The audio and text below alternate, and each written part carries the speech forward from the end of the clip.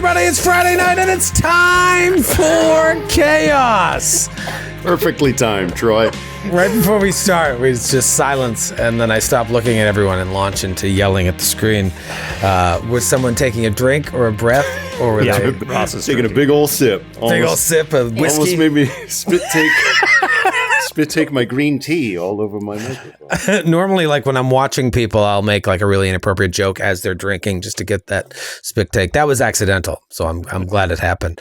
Welcome back, everybody. Shout out as always to our sponsor, Chaosium, the publisher of Call of Cthulhu. Have you gone out and bought these books yet? My God, I'm like preparing already for the season finale, and I'm like, man, these next 7 episodes, there's so much going on. There's so much left to do, and we're off at Eagles Grange, and I'm like, you know what I need to do is like take a couple minutes every day and just reacquaint myself with these rules, because there's just going to be a lot going on, and I really want to know it so I don't even have to worry about it when we get into the thick of things. You know, I was thinking right before we started, I was like, we got to get a physical hang of this group together sometime. Whether we're playing in a studio together, we could do that. Obviously, it always work, but like we got to get a nice dinner in a place that's fancy and like dark and maybe 19 Pisco sours and Pisco sours. Wouldn't that be fun?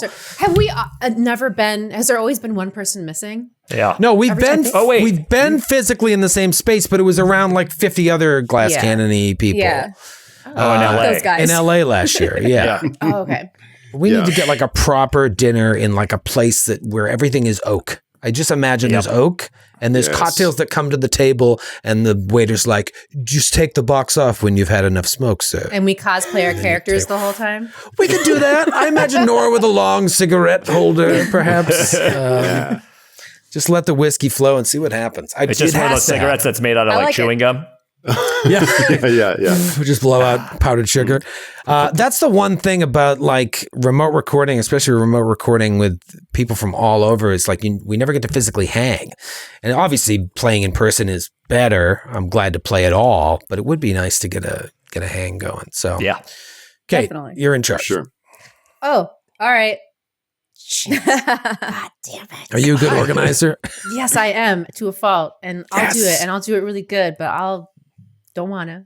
Okay. But I will. But it's going to be great. The second step, and I'll take care of the second step, is we should do a live record, or maybe just like an in-person recording, or like something at some point. Whether we just fly Noura and Ross and Rob out to New York, or the next time Improvise Shakespeare goes to New York, Ross will be there. Yeah. So then it's just me and Noura.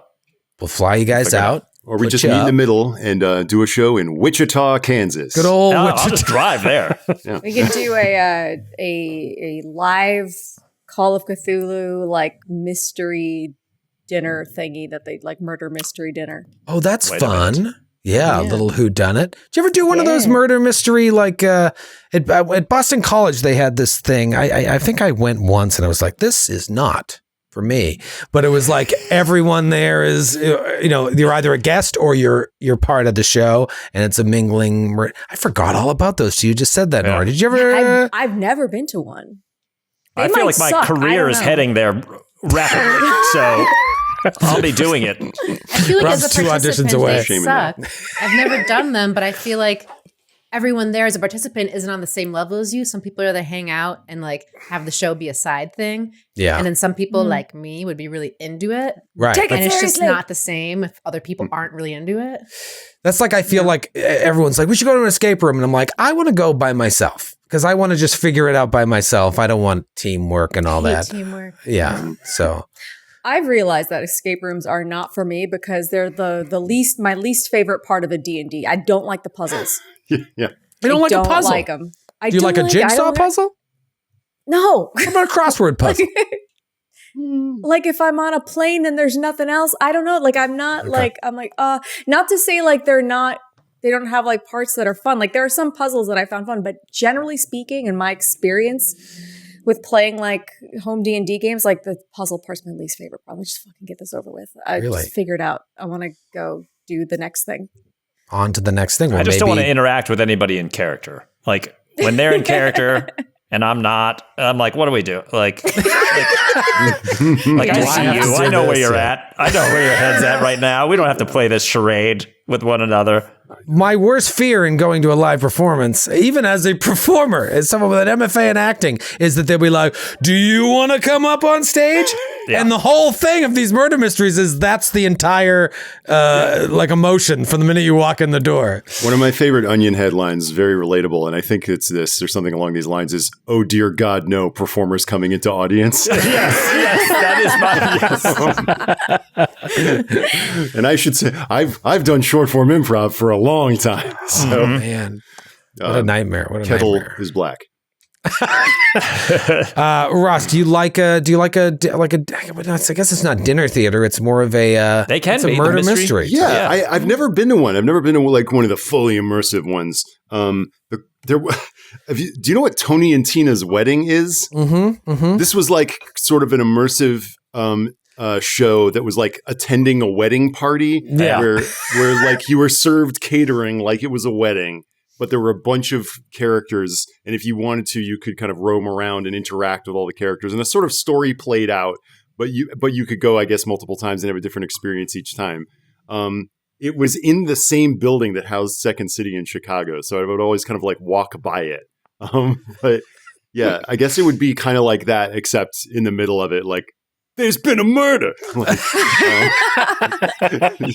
yeah. Maybe I went to one in Framingham once because my cousin was in it, and I was in high school.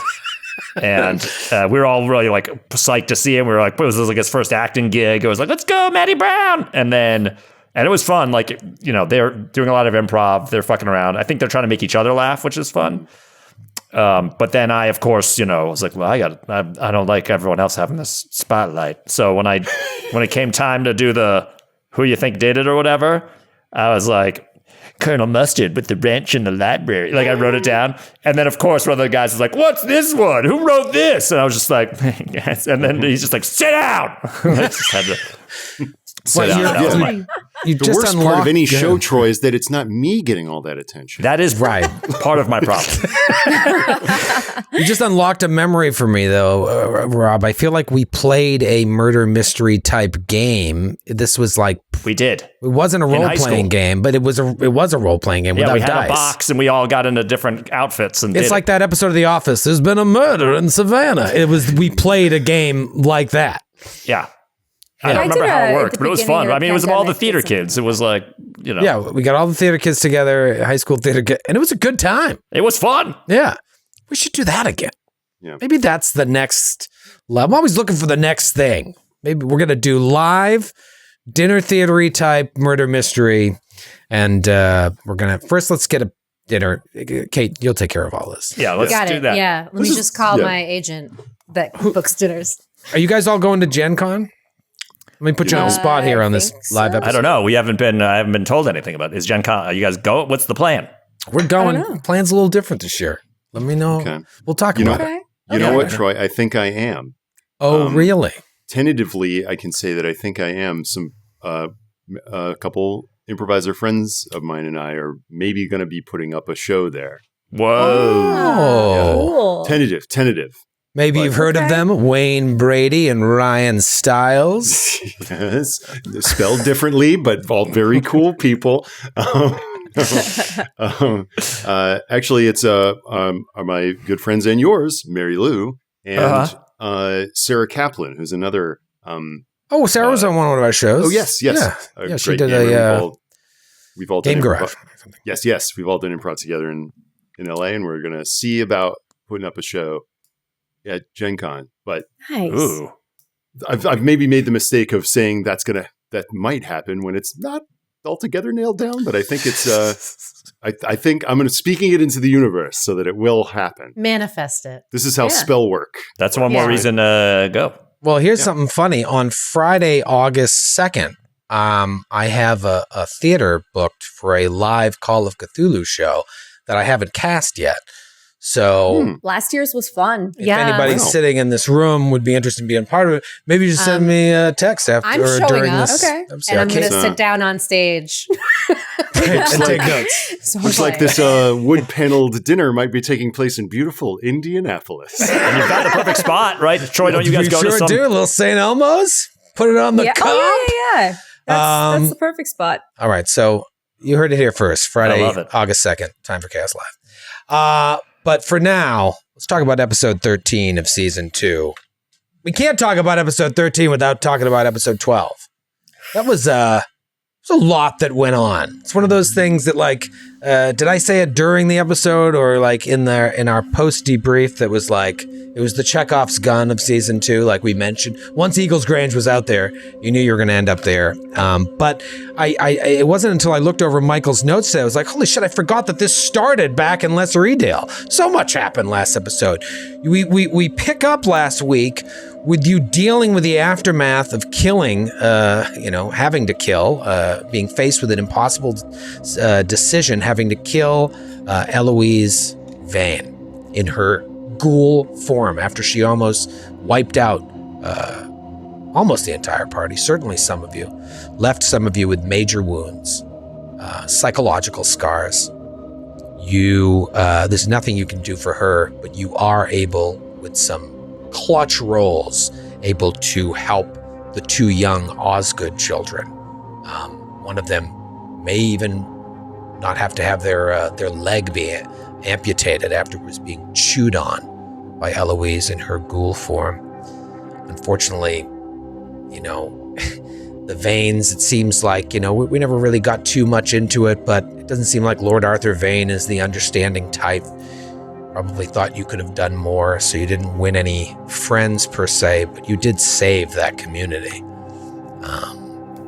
And then you leave there, and you do some healing, enough so that Feyruz and Carter removed their major wound condition, which was huge.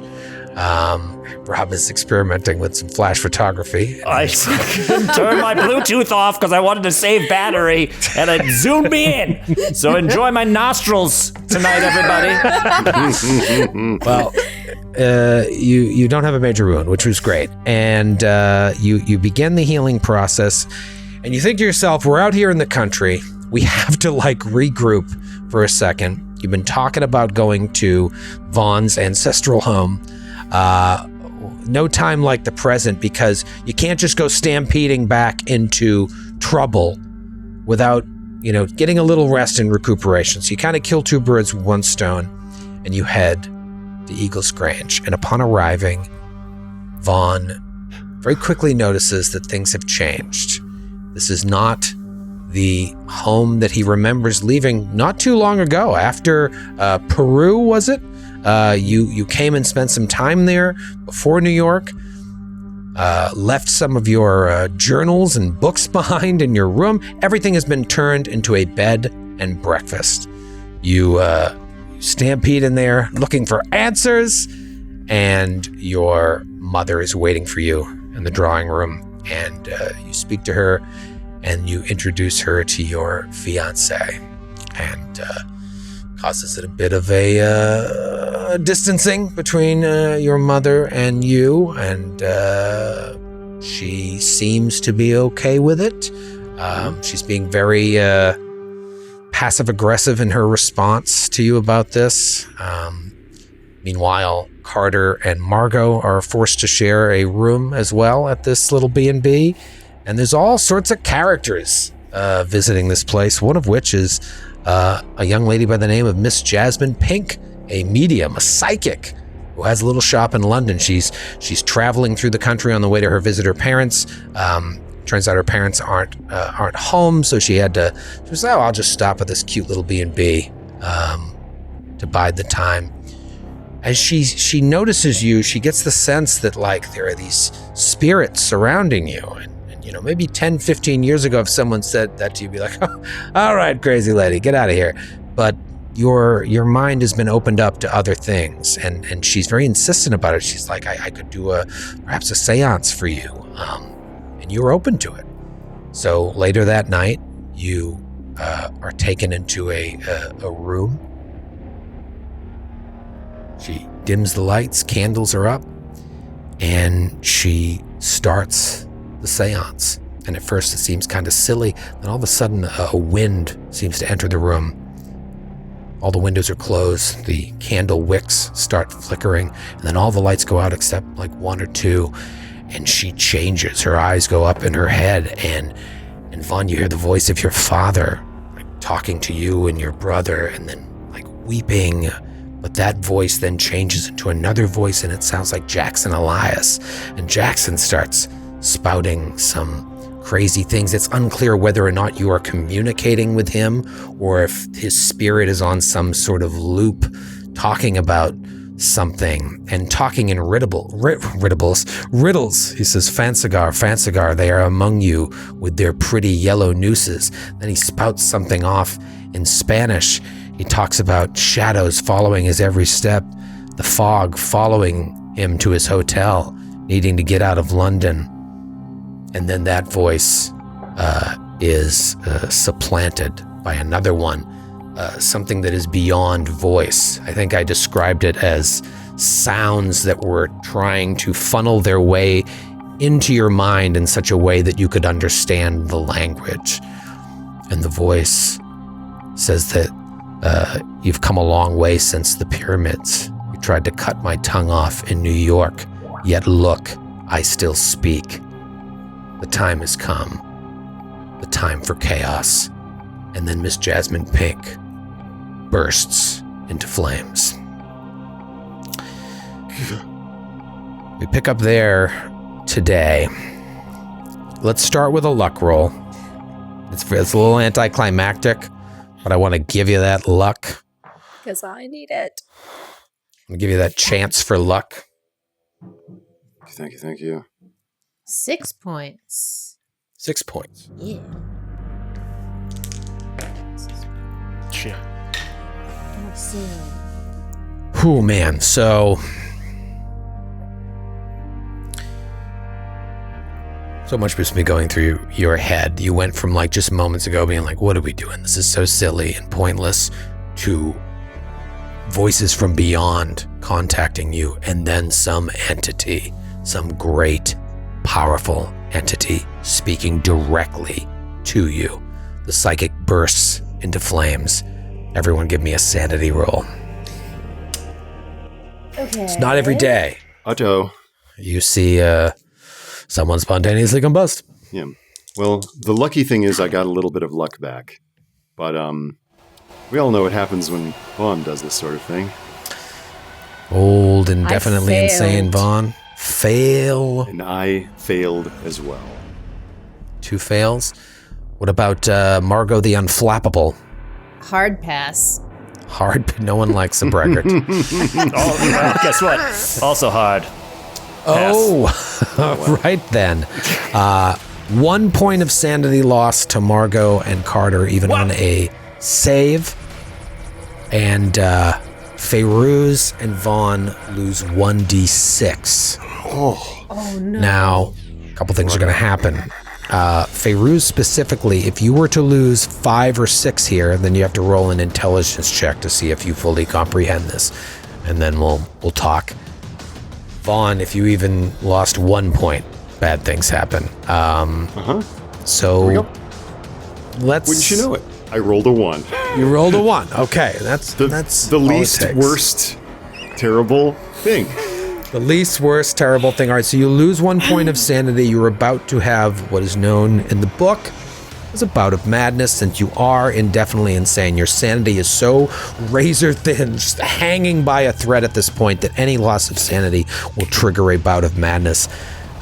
But Noura, I'm seeing a face that looks like a 5 or 6 face, if I were I rolled to... a 5 on my sanity. Okay. So you said that's an intelligence roll? So this is an intelligence roll, and not unlike the luck roll here that we do at the beginning of the session, this is a roll that you want to fail, which is going to be really hard for you because you have a high intelligence. I have a high intelligence. Okay. All right, so it's in times 5. Now I know I succeeded. You succeeded. Wait, that's bad. That's bad. Yeah. That's bad. Yes, so you fully understand the brunt of what is happening, and you will also have a bout of madness. So, Doon, doon, doon, doon, doon, doon, doon, doon, doon. Dueling banjos time. It's the newlyweds, the fiancés. They were meant to be. So is she still burning and like? She is still burning. This all happens within a second. And this is how I imagine this sort of manifesting here. I think, Vaughn, you see this, and maybe it triggers some sort of war memory. I think I have an idea. Yes, certainly. I saw people like covered in liquid fire. If I may, I think it's not just that. I think that this theory has been evolving in Vaughn's addled brain that he is a full and complete theory of the evil that they're facing is coming into focus for his madness, and he's seeing in all the ways in which the forces that they're contending with are using holy and pious imagery and perverting them, and that the cannibalism is like a false Eucharist. That this person speaking while burning is like receiving a false and diabolic prophecy. It's Moses receiving the law from the burning woman instead of a burning bush. And everything is he's terrified by it, but the madness is that, like, I'm beginning to understand. I understand how it all works. So I think Vaughn is maybe just like unnervingly like.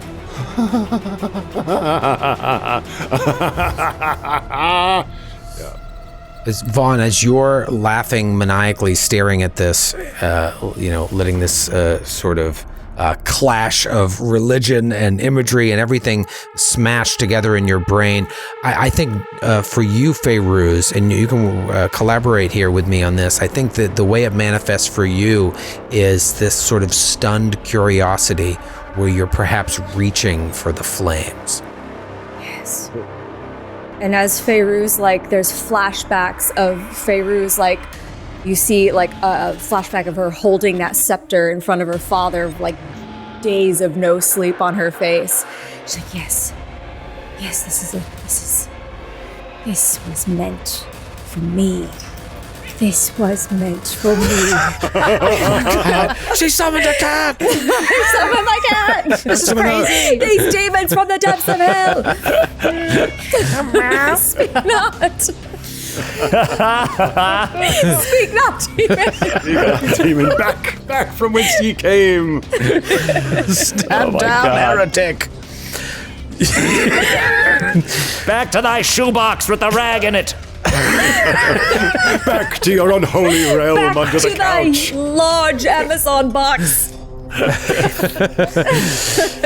All right, so you're seeing all these things as you reach forward and dip your hand directly into the flame, and Vaughn, you see her put her hand into the flame, reach into the burning bush. You all see this. Whoa! Is there a fire extinguisher in here? And I start looking for something to put the fire out. Yeah, is there like we're at a dinner table, right? Or no, we're in a reserved room. We're in like a separate room. Have a care! And Vaughn is like standing doused in gasoline, knocking over the chair, and maybe just grabbing at whoever's closest, like, the sons of Erin burned strange fires before the Lord, and for this they themselves were burned. I'm seeing it. I'm seeing it right now. Yeah, right now I'm seeing it. It's all happening. The body is a temple. This is the tabernacle. Fuck on, get off burning. Me! And I want to grab the curtains that I'm assuming are not doused in gasoline, and try to wrap them around this woman and like beat her head, I guess, with a. Right, so you kind of, I imagine this gets really sloppy. Chairs are falling over. If there's a table involved, a candle might hit the floor. You're just jumping on her, and as you do so, maybe like Feyruz falls over, and it's just a big sloppy mess. Margot, what are you doing? Probably just searching for a fire extinguisher in the room, if there is one. Like, searching for something to put this fire out. Troy's Googling the existence. I looked it up before we started. They exist. 1723. They definitely exist. Wow. Relax. Check. They were the size of a small house. This one you have to crank, and it's like, ouch. I don't know how they work. So you're just looking for something, and all right. So give me a search roll. Search. Is search a thing? Spot hidden? Yeah, I don't know if search is, but spot hidden. These hidden fire extinguishers. 40 under 69, so regular success. 40 under 69. I'm going to say that you remember seeing one out in the hallway. I'll be right back, and I run out the room. It's okay, I got it. Swat. You're jumping on, you're putting out the flames, yelling, screaming. I'm just like, yes, telling us, old boy, just don't listen to her. When she speaks the law, it will be a false law. Oh, yep, I'll remember that for next time. I come back in, and I have a fire extinguisher, and I just start spraying it everywhere. My hair! Bearers on the ground, Margot spraying everything. Carter's on top of this woman. Vaughn is spouting things. The fire is sort of covered by this, and smoke fills the room. And we fade out of this scene. And we fade up. It's daytime. And there's a window. Curtains. It's like fluttering ever so gently in the breeze. Windows cracked, little breeze coming in. And we kind of widen out from there and see Vaughn lying in bed. Vaughn, you look around and you're in your bedroom. The library, as it's known now. And as your eyes adjust to the room, maybe you try to sit up or something and you're like pained, physically pained. And you look over and there is a man standing in the room holding like a scully cap and wringing it in his hands. And it's your brother. Bertie? Vaughn, are you all right? Yes. Yes, Bertie, what? My God, have you seen what Mother's done to the place? Yes, it's much changed from what I remember. Yes. I was going to surprise her with a visit, and suffice it to say, I've been caught up on everything. Yes, I thought you were on Prince Edward Island. Well, apparently Mother is quite bored, but there's no need to worry about me, Bertie.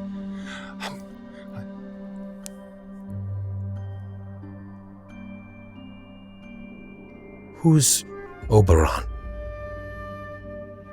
What? And Vaughn is almost like kind of clawing at the bedclothes now.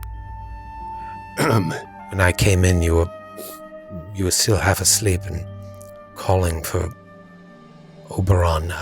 Yes. I didn't want to bother you. I just was sort of standing vigil, I guess you could say. Just a school chum. A school chum of mine, Bertie. We were in the Fusiliers together.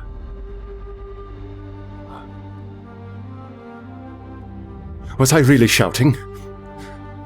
Naughty Bertie to go sneaking around, listening at doorways?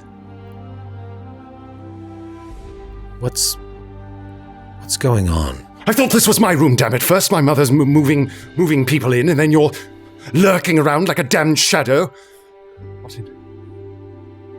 Vaughn, what's going on with you? You're not yourself. You're not the brother I saw last. But I know it's been some more time. myself than I've ever been. I'm more myself than I've ever been because I understand. I understand your concern, but I understand more than your concern. Don't you see, we're flesh, you and I, but we stand at the center of an infinite regress of concentric rings, marching off into infinity, into vastness, and down into infinitesimal smallness at every point. Yes, we are born, we are christened, we learn our catechism, but all the time there is a force moving in reverse, perverting, decaying, corrupting. The life everlasting is a gift of the Almighty, but a perverse and shambolic undeath is the gift of the Dark One. The chosen seed was taught on Mount Oreb by the burning bush, and I have seen the fires of the evil one. Yes, it can change the flesh. It can change the flesh and alter the very fabric of the soul. You have been in my prayers, Bertie. You have been in my prayers, and you shall remain in my prayers. Because I believe that perhaps my prayers are the only thing protecting any of us in this fallen world. I believe that I can see the state of the soul. Why are you looking at me like that? And as you're speaking to him, you see out of the corner of your eye someone else enter the room, and it's your mother. And then you're not sure how long she's been standing there, and she's just looking at you with her eyes wide open. She's like, Vaughn, who are you talking to? And then we cut to the three of you outside. Carter and Margot and Feyruz are getting some fresh air. I imagine, Feyruz, you are still a little shook. Maybe Carter and Margot are walking you for some fresh air. I don't think, I think, well, how do we, Troy, when do we find out what happened to this woman? Did she die? Yeah. Yeah, what happened to her? That'll determine what's happened in the past few hours, I think. Right. So for you guys, your wits are more about you than Vaughn. It's the next day, and that's a hit point, baby. 1 second. Just get that sweet hit point. Yes. Boom. 9. Yes. You would know by now that you put out the fire, but it was not easy, and they called a doctor who came, and from what you last heard, she's still alive, but you do remember as you were like leaving the room or being pulled out of the room, seeing them lift the curtain, and like she was charred, completely charred. But last you heard, she is still alive or clinging to life. So would you say she's pink? She's medium rare. It's terrible.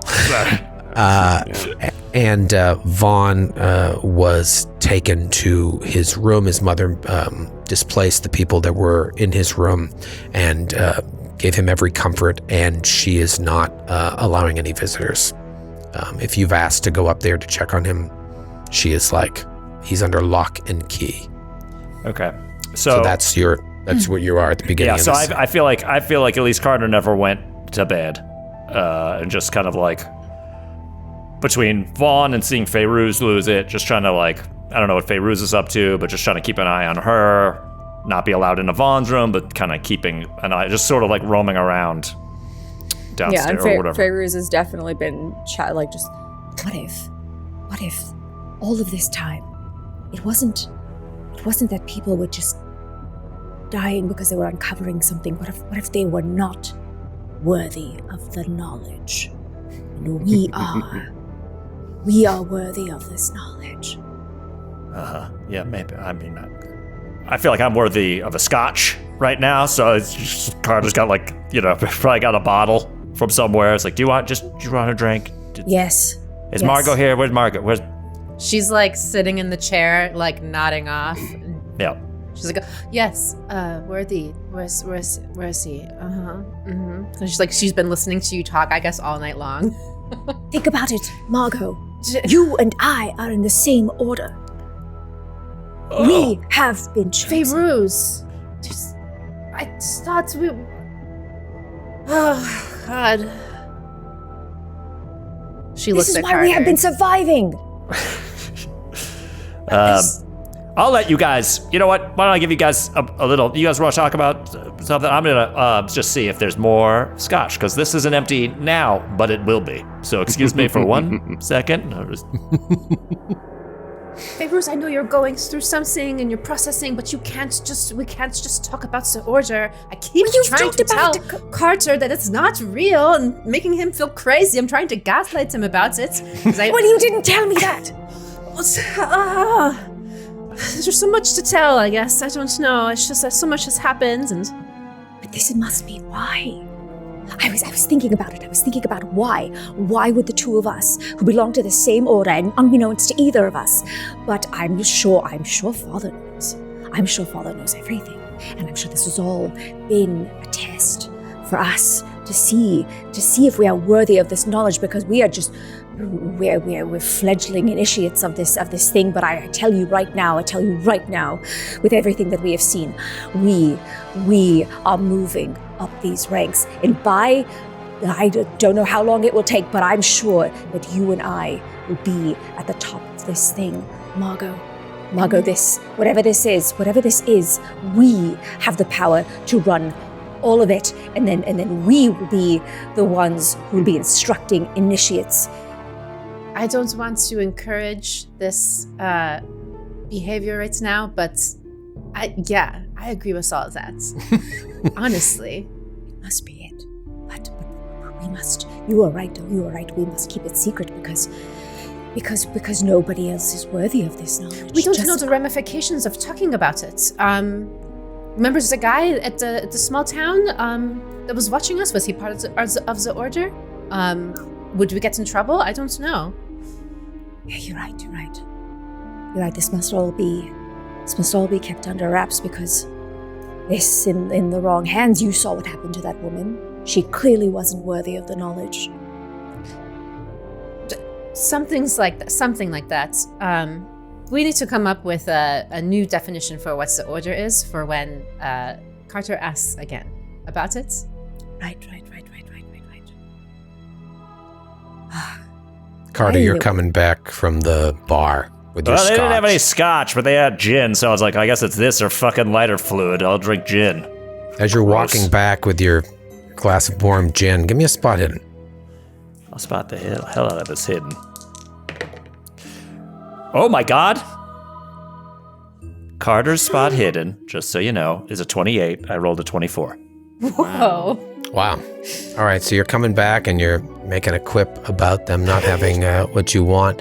And you look sort of past them, and there is a man standing like in the cemetery. Remember I mentioned that there's like a little family cemetery that's been sort of covered over? Oh, yeah. Because it's unsightly for the bed and breakfast, but you can see it. It's not like completely hidden. He's kind of standing there and he's looking at you, and then kind of ducks behind a wall, but very clearly spying on you? Motherfucker. Every time I turn around, some dude's staring at us, and Carter's like downs the entire gin thing and throws the... peeping Tom? I don't know, I'm gonna find out right goddamn now. And I start like running. Just like, this is the third time that Carter has spotted people watching us. The people in the car outside of the ill-fated fence jump at the Spice Shack, whatever it's called. And then in Lesser Edale with the guy who parked in a shrub. Mm-hmm. And now this dude. Carter's fucking up to his tits in frustration at this. You stomp over there. And we come back to Vaughn in bed. I think Mother, that the only thing to combat this force is divine love. And as there is an order to creation, so too there is an order of love. There is the love of friendship, the cords of mutual experience that bind us mystically to one another, to Tillinghast and Sar and Elias. The love generated by mutual understanding makes one worthy to share one's life in the sacred union of matrimony, like Miss Chabron. And then there is another love beyond the flesh. The love that I think the angels share, where the confinements of sex no longer have meaning, and one can commune, as it were, soul to soul. A love that cannot speak its name, for to speak it is to profane it. Do you understand, Mother?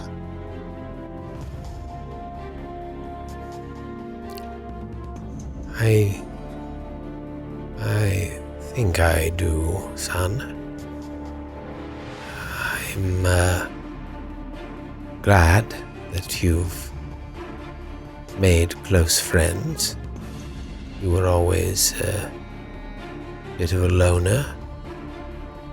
It's good that you have people that you care about and people that care about you. Yes. I don't know if that's love, but perhaps I've never quite understood what love is. Everything I've loved has been taken from me.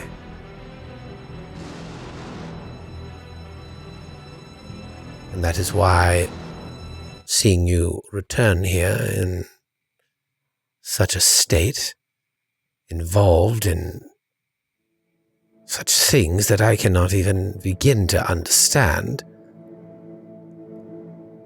I want to make sure that I protect the one thing that is left in this world that has any meaning to me whatsoever. And that's you, son. I suppose, Mother, even you can love in your own way.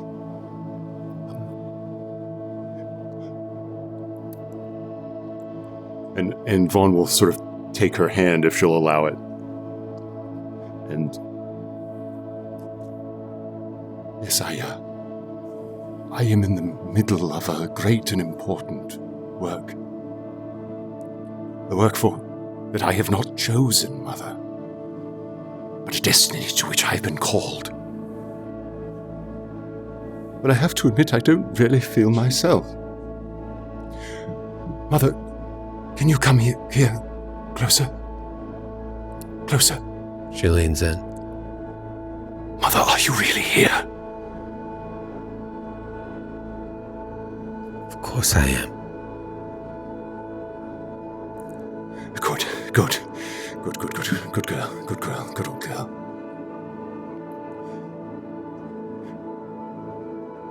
A packet of cigarettes would be the offing. My God, I'm dying. Yes. You stay right there. We cut back to outside, and you're stomping over there, Carter, and this fucking gentleman, every goddamn time we go anywhere, this goddamn person's fucking watching us, fucking sick of this shit. And I don't care if it's a ghost, I'm gonna beat the shit out of it. This gentleman turns but doesn't really have anywhere to go and just kind of ends up going into the cemetery. And it's not a large cemetery. There's, a dozen or so plots. Hey, Jeeves! Where you going? Ross, what does this guy look like? Huh? This guy knows he's caught out, and so we'll kind of stop and turn. Oh, fuck. And just kind of, he's dressed pretty anonymously. Just a suit, tweed, like waistcoat, but it's not natty in any way. Pretty faded.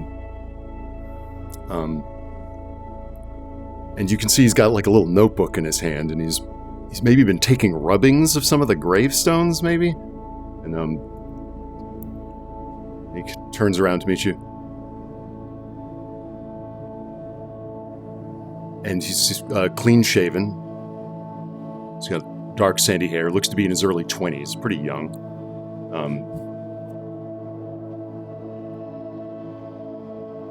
And a shock of like curly hair, kind of that could never be tamed by pomade.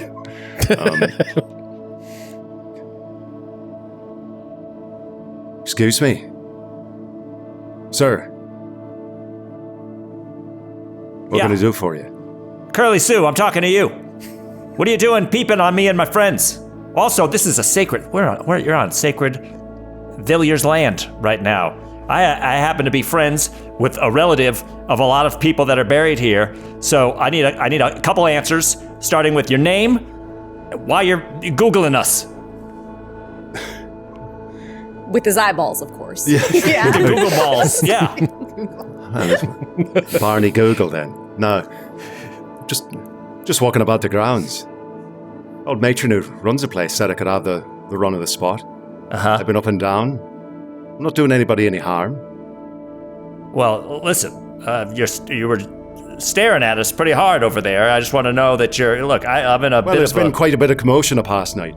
Tell me about it. I was woken up out of my bed smelling of smoke. Yeah. Saw Miss Pink leave this morning. That's right. So, what's going on in that little, what are you diddling there with your notebook? Oh, just an interested party. Getting all the names straight, you know. Are you a reporter? Do you work for the Scoop? And he just like kind of cracks a little smile at that. It's like, oh, you've met my uncle. Oh shit. Okay, so you're a Scoop man. Well, for the moment, I wouldn't exactly call the Scoop to paper a record, but it pays the bills, doesn't it? Mm-hmm. Well, then you... What about you, Mr. Tillinghast? What brings you out here? So you know my name? Well, you visited the offices, didn't you? Were you there? I just was so focused on your uncle's accent at the time. Oh yes, my uncle's quite a character. Yeah. A big personality. Takes up space. Yeah. A very accurate brogue.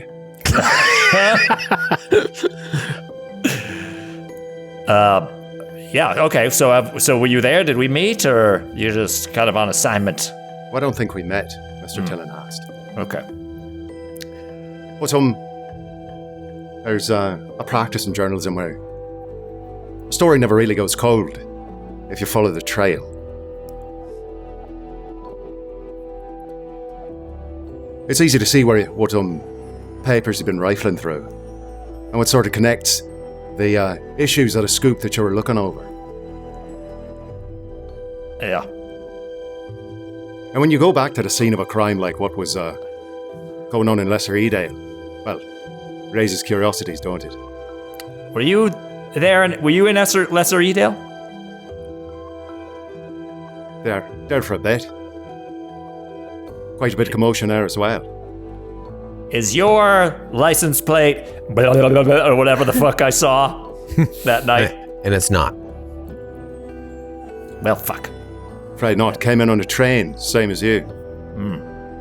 Well, I could see that you're pretty smart to be following Carter Tillinghast around, jotting down notes about all my adventures and what have yous. Well, yeah, I should hope so. I figure you're maybe the leader of the little outfit that you got going on. Well, you figured right, Seamus. That's right. The name's not Seamus. Huh? Wow. Colin?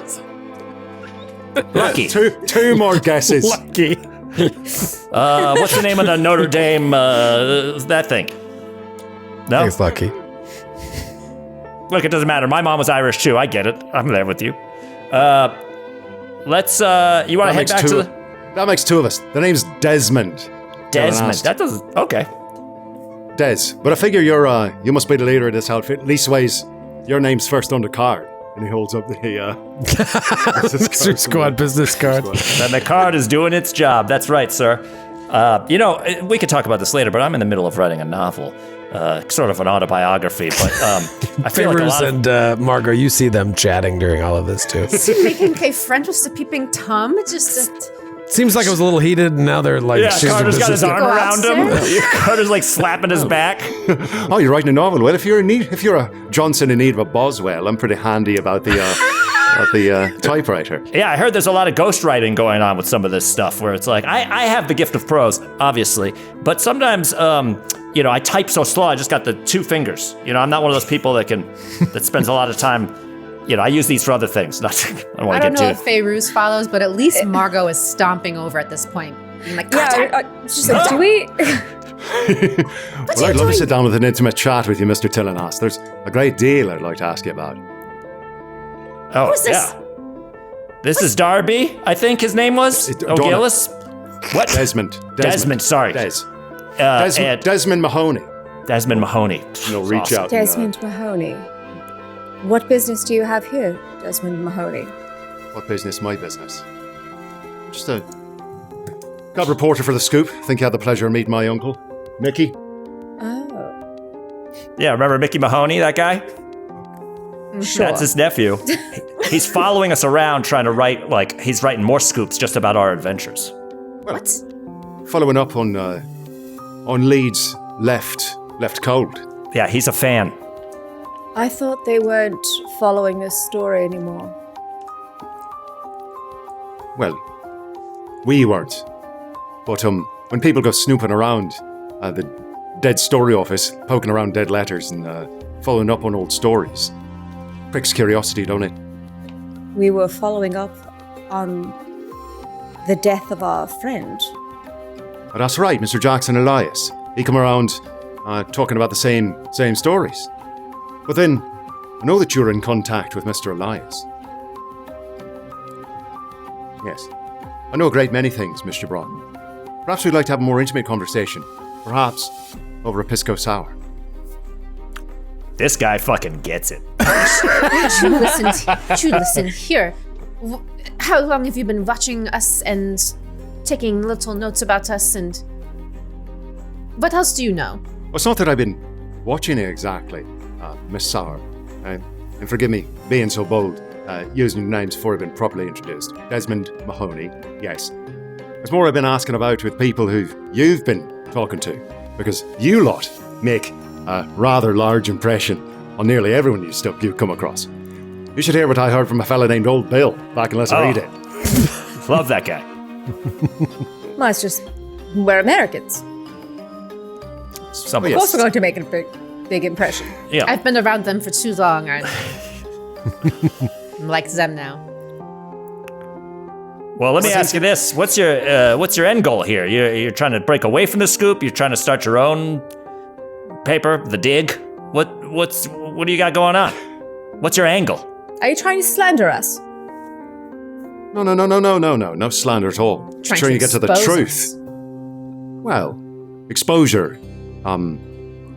Exposure is a nasty business. I suppose things could be sit on deep background. But as a reporter, I'm interested in finding out the truth. Because as I'm starting to draw together what it is you're actually after, I know what sort of rag the Scoop is and what sort of stories we publish. And I'm willing to write off most things as the product of a febrile mind.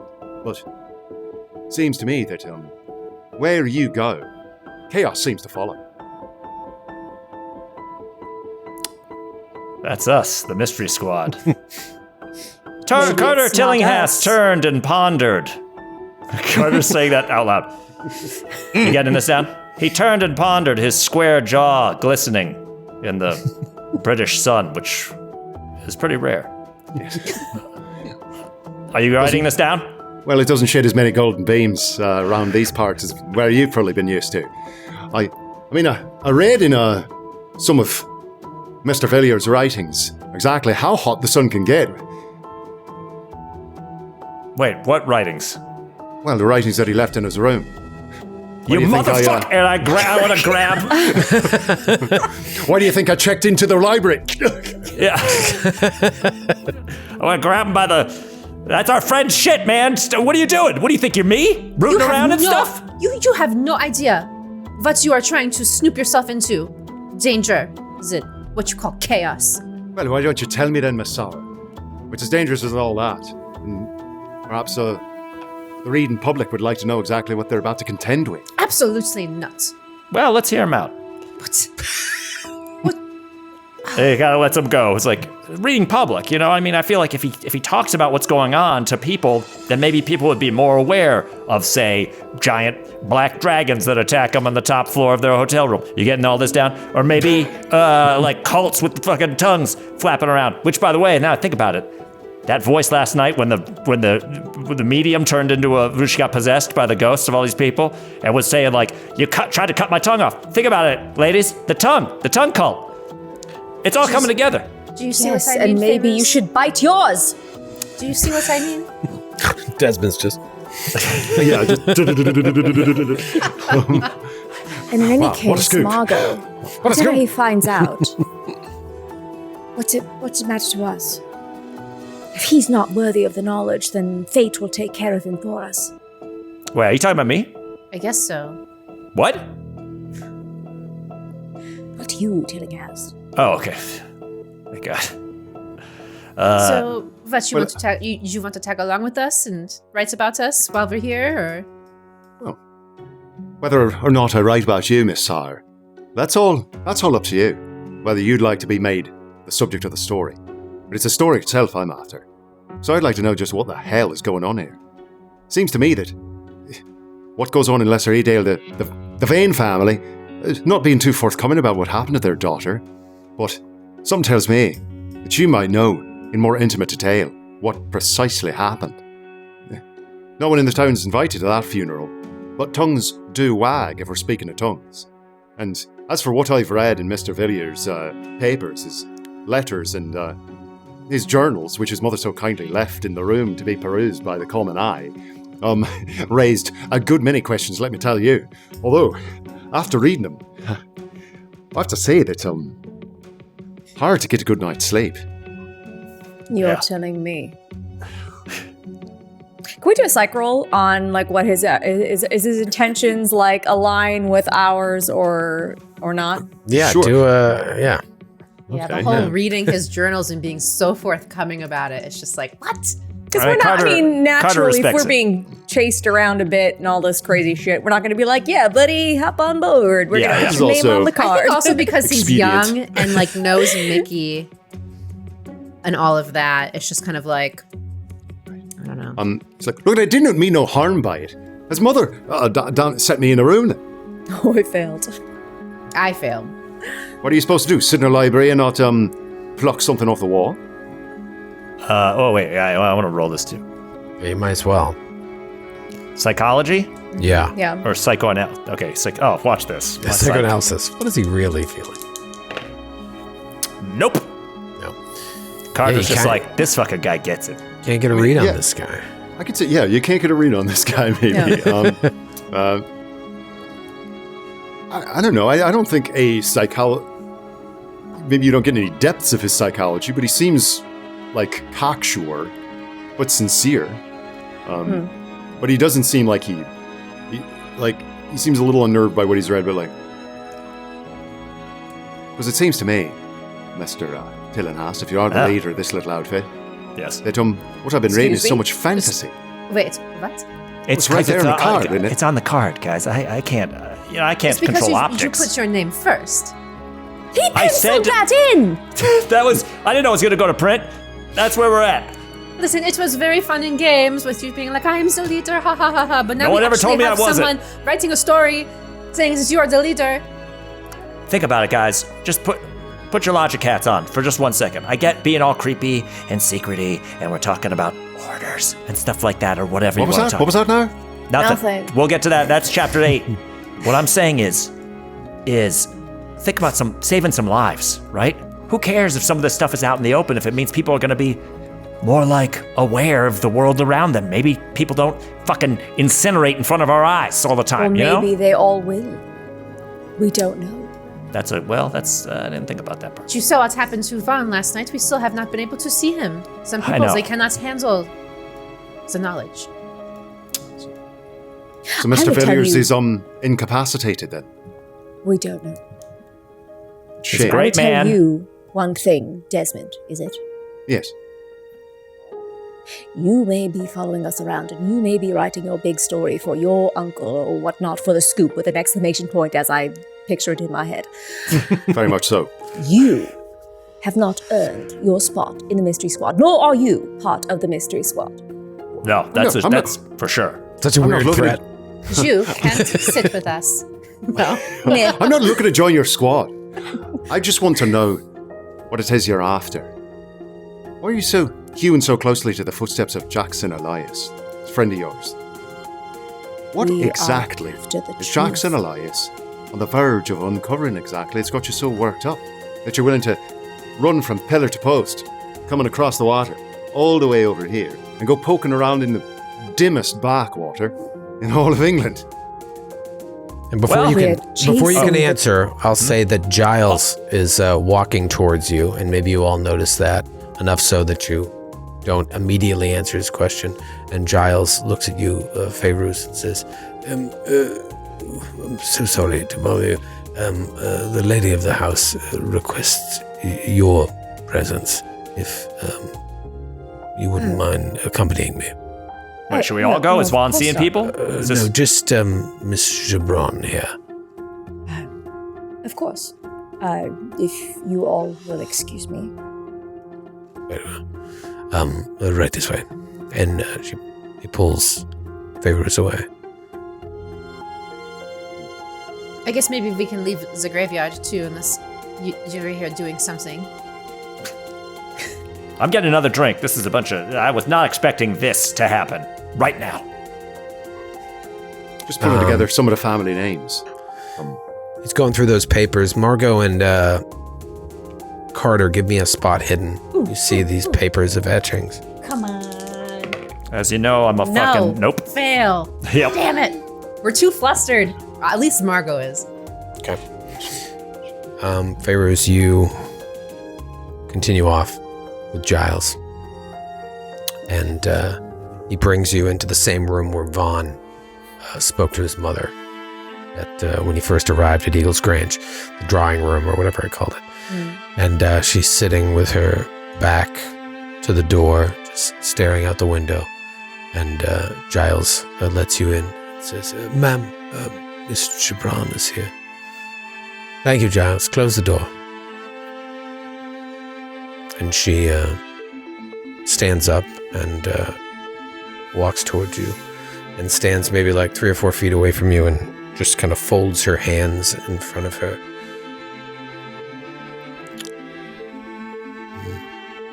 I imagine I don't need to tell you that my son is not well.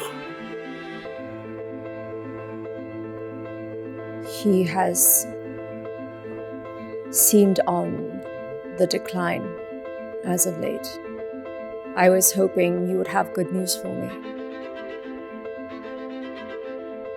He's speaking in riddles and talking to people who aren't there. People who aren't there? Anyone specifically? May I see him? Not at the moment. He needs rest, but you can see him before you leave. I suppose what I'm getting at is, I think he should remain here at Eagle's Grange. Did he say that, or are you saying that? Do you love him, Mr. Brown? Yes. Yes, I do. Do you want what's best for him. Of course I want what's best for him. But I also want to make sure that that is what he wants. I don't think he knows what he wants, Mr. Brown. I think he is very, very ill and is a danger to himself as well as anyone he is close to. You must see that. I will see that when I am able to see him. All right. Then you can talk to him yourself. Right this way.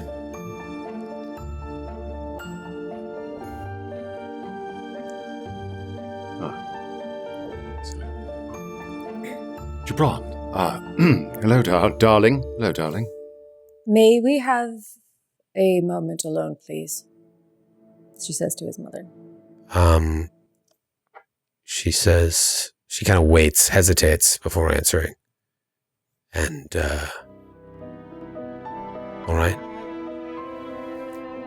And, Vaughn, as your mother leaves and closes the door, and Feyruz kind of gingerly steps towards the bed, your brother is just sitting in a chair, maybe 5 feet away from the bed, just kind of watching, looking at Feyruz, looking at you.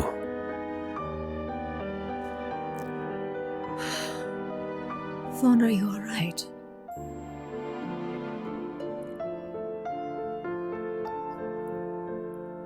I confess, Mr. Brown, that I am not, I fear. Or so Mother tells me. There are moments I think I must be going mad, but I suppose all of us have felt that over the course of our travels together. How could it be madness if it's what we are seeing together? How could it be madness when we know the truth and others don't? Yes. Yes. Precisely. We do know the truth. One fragment of it, anyway. That the conventional world is as yet unprepared for. Sorry. I didn't mean to interrupt. Oh, no. It feels as though it's swimming into focus. Every time I think I grasp it, it slips through my fingers, like trying to hold water in a sieve.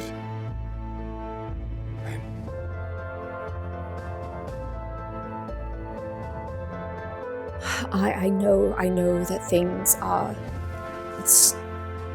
stressful, non understatement, but Vaughn, the world is living behind a veil. Yes. We are so close. Yes. But I know that. I know. I can't tell Mother everything. And she truly think I was incurable. Truly cracked. No. But you and I know that I'm not. It's just that I see the way our enemy works by perverting the sacraments of the Almighty. And while I believe that I have been called, perhaps something like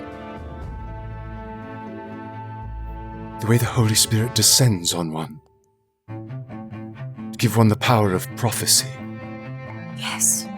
So too does the evil one corrupt and invade one's mind, make them work towards his ends. He has done it to me twice already. More times, perhaps. How so? What do you mean? Based on what Sarah and others have told me, I nearly killed Tillinghast back in New York. I nearly killed Sour. And that poor, unfortunate Shipley's. But I know that what I have seen is the truth, but I'm beginning to wonder if I'm not rather a burden to you. And perhaps I shouldn't rest for a time. Vaughn, I think that maybe rest.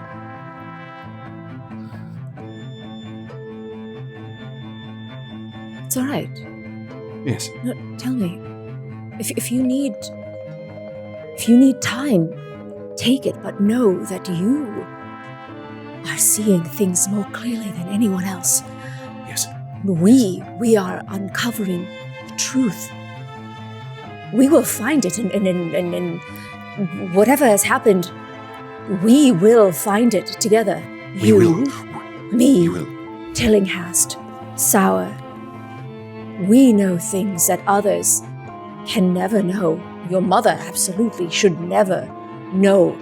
But we know the truth, Vaughn. Yes.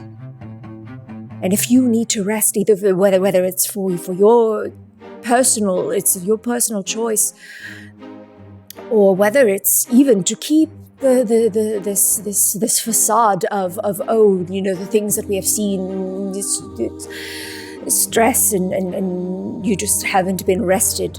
It's do what you need to do to keep the veiled. Thank you, Shibran. I saw it in the war, Men who thought they must be going mad, lunging over the top, volunteering for missions, wishing not to come back, a danger to themselves and others. I couldn't come to this act of service through love on my own. I, of course, have the support of others. And he looks across the room to an empty chair, who are counseling me to this end. And Fairuz turns around. There's nobody there.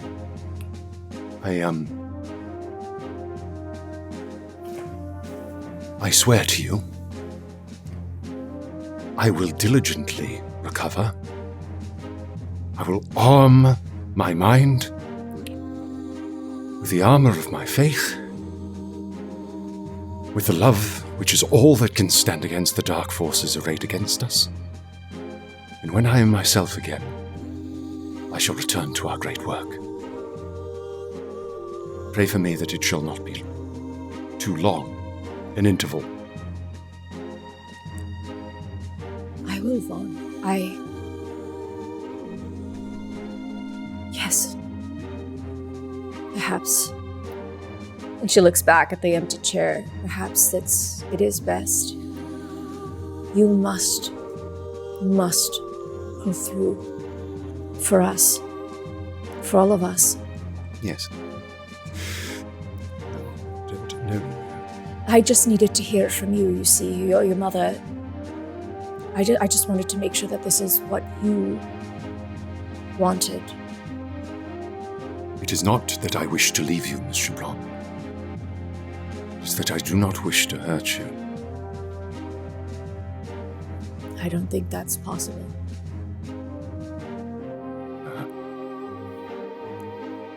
Surprising words from someone I nearly shot a few days ago.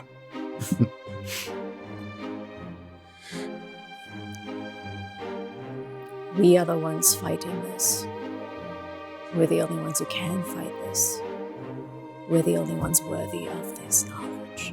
Yes. We have been chosen. Exactly.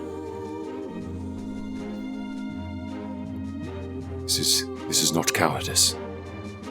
No. Cowardice would be to surrender, to sally forth unprepared. To walk into the dragon's teeth. I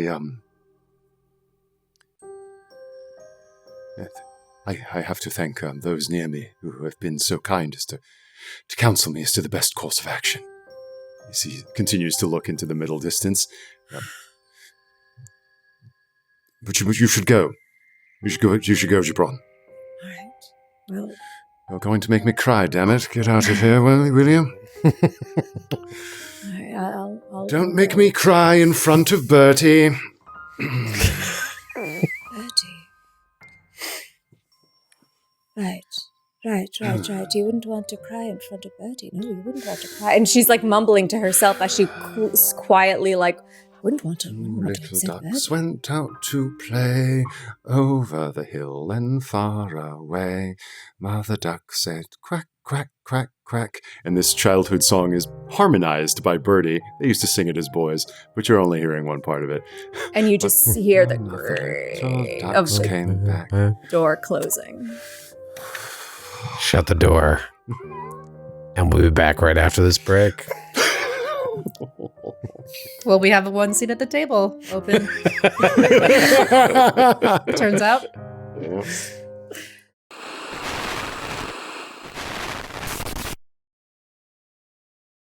Welcome to the government's occult espionage agency, known to its operatives as the Laundry. As a new member of staff, you will be assigned to one of many functional staff branches, including research and development, IT, logistics, or counter-possession. Do not worry, you have a job for life, or even longer, thanks to residual human resources. You will work as part of a cross-disciplinary team to undertake vital missions, retrieve mysterious artifacts, halt extra-dimensional incursions, and face... Your best efforts are expected, and accomplishing your targets will result in additional rewards and benefits. To aid you on your assignments, you will have access to the latest in defense equipment, banishment rounds for your personal weapon, a hand of glory, as well as the latest in personal communications and computing technology. Remember, when the operation is complete, it is vital to file Form R70 and return all equipment undamaged. You are the country's only protection against unlicensed sorcery, dangerous cults, accidental possession, extraplanar incursions, and the mind-melting threats we must face as we prepare for the inevitable Case Nightmare Green. Welcome to The Laundry. The Laundry role-playing game from Cubicle 7.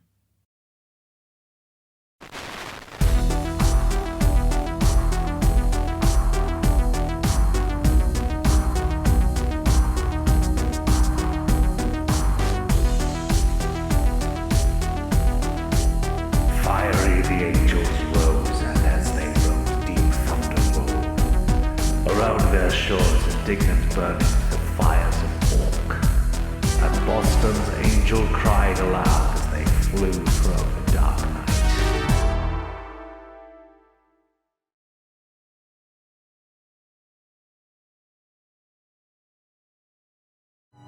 Where in God's name do we pick up from here? This is unprecedented in what we do here. It just seems to make the most sense with this situation.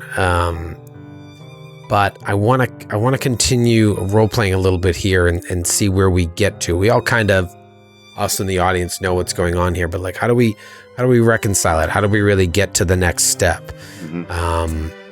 Vaughn is. You all saw it, you know. Now Fairuz has gone up there and seen, and it's Vaughn being Vaughn, but like yet again, the minute something goes wrong, Vaughn loses it. And how is Vaughn going to be helpful to you when you're up against, you know, some really dark shit? You know how things ended in New York. If it's a situation like that again, how is Vaughn going to function when he has to deal with it? Like, it just doesn't work. And now someone has fallen into your lap that seems to know a lot about this. Might be a blessing in disguise. So we'll cut back to the outside there, just outside of the graveyard. You guys maybe are moving back towards the bar and continuing your conversation. Where do you want to pick it up there? Carter and Desmond and Margot. Fairuz will join you shortly. Maybe you're like warming us up a bit, and we're like not spilling anything, but just being like, "Yes, Peru was it was interesting, and New York, and we plan on traveling a lot more, actually." And that's where my sort of trade goes dark, you see. So I learned from my readings what Villiers saw in Peru, or claimed to see. Well, what is it exactly that you saw when you went to New York that had you coming over to London, lickety split? I mean, listen, the trail of our friend led us here. Well, just retracing Jackson Elias' footsteps then. You could say that, yeah. Also, we're trying to save the world. But it's for his book. No, I mean, well, it's for humanity, but then also the book is also for humanity. The point is, if you're going to tag along with us, if you're going to learn what we know, who said anything about tagging along? Slow down, Carter. Oh, is that not where we're going with this? Am I crazy? It's been like 10 minutes. I know, and he seems to get it. He seems to understand that I'm the leader, which is, I mean, honestly, that's like, he's already top marks, as they would say. I saw that you were picking up cold cases, old stories. Thought I might be able to flesh them out just by seeing the sort of research that you'd been doing and interviewing the people you'd been interviewing. That's why I've been sort of tailing you.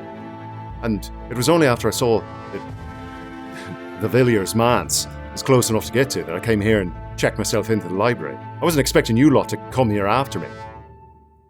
But if I've got the opportunity to actually interview you and know exactly what it is you got going on, then that's what I've got a mind to do. If you've got a mind to share. Well, this is the thing. If we share, we have to know that your mind won't fucking splinter into 1,000 pieces. What's your sanity at these days? No. What are we doing? Newspaper business? Low, friend, low. It's gotta be. It's gotta be an upgrade. Keep it down a level. Well, I'm looking out for the kid. I don't want his tiny Irish mind to blow apart. I'm mostly concerned about blowing our cover while we're here. We're here for like another week or so, finishing up our investigating before we probably move on. And we can't have an article written about us.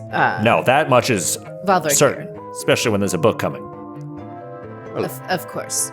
As we were saying, the article don't have to be about you. You say investigating. Or about anything that we're doing. We can't have anyone be tipped off.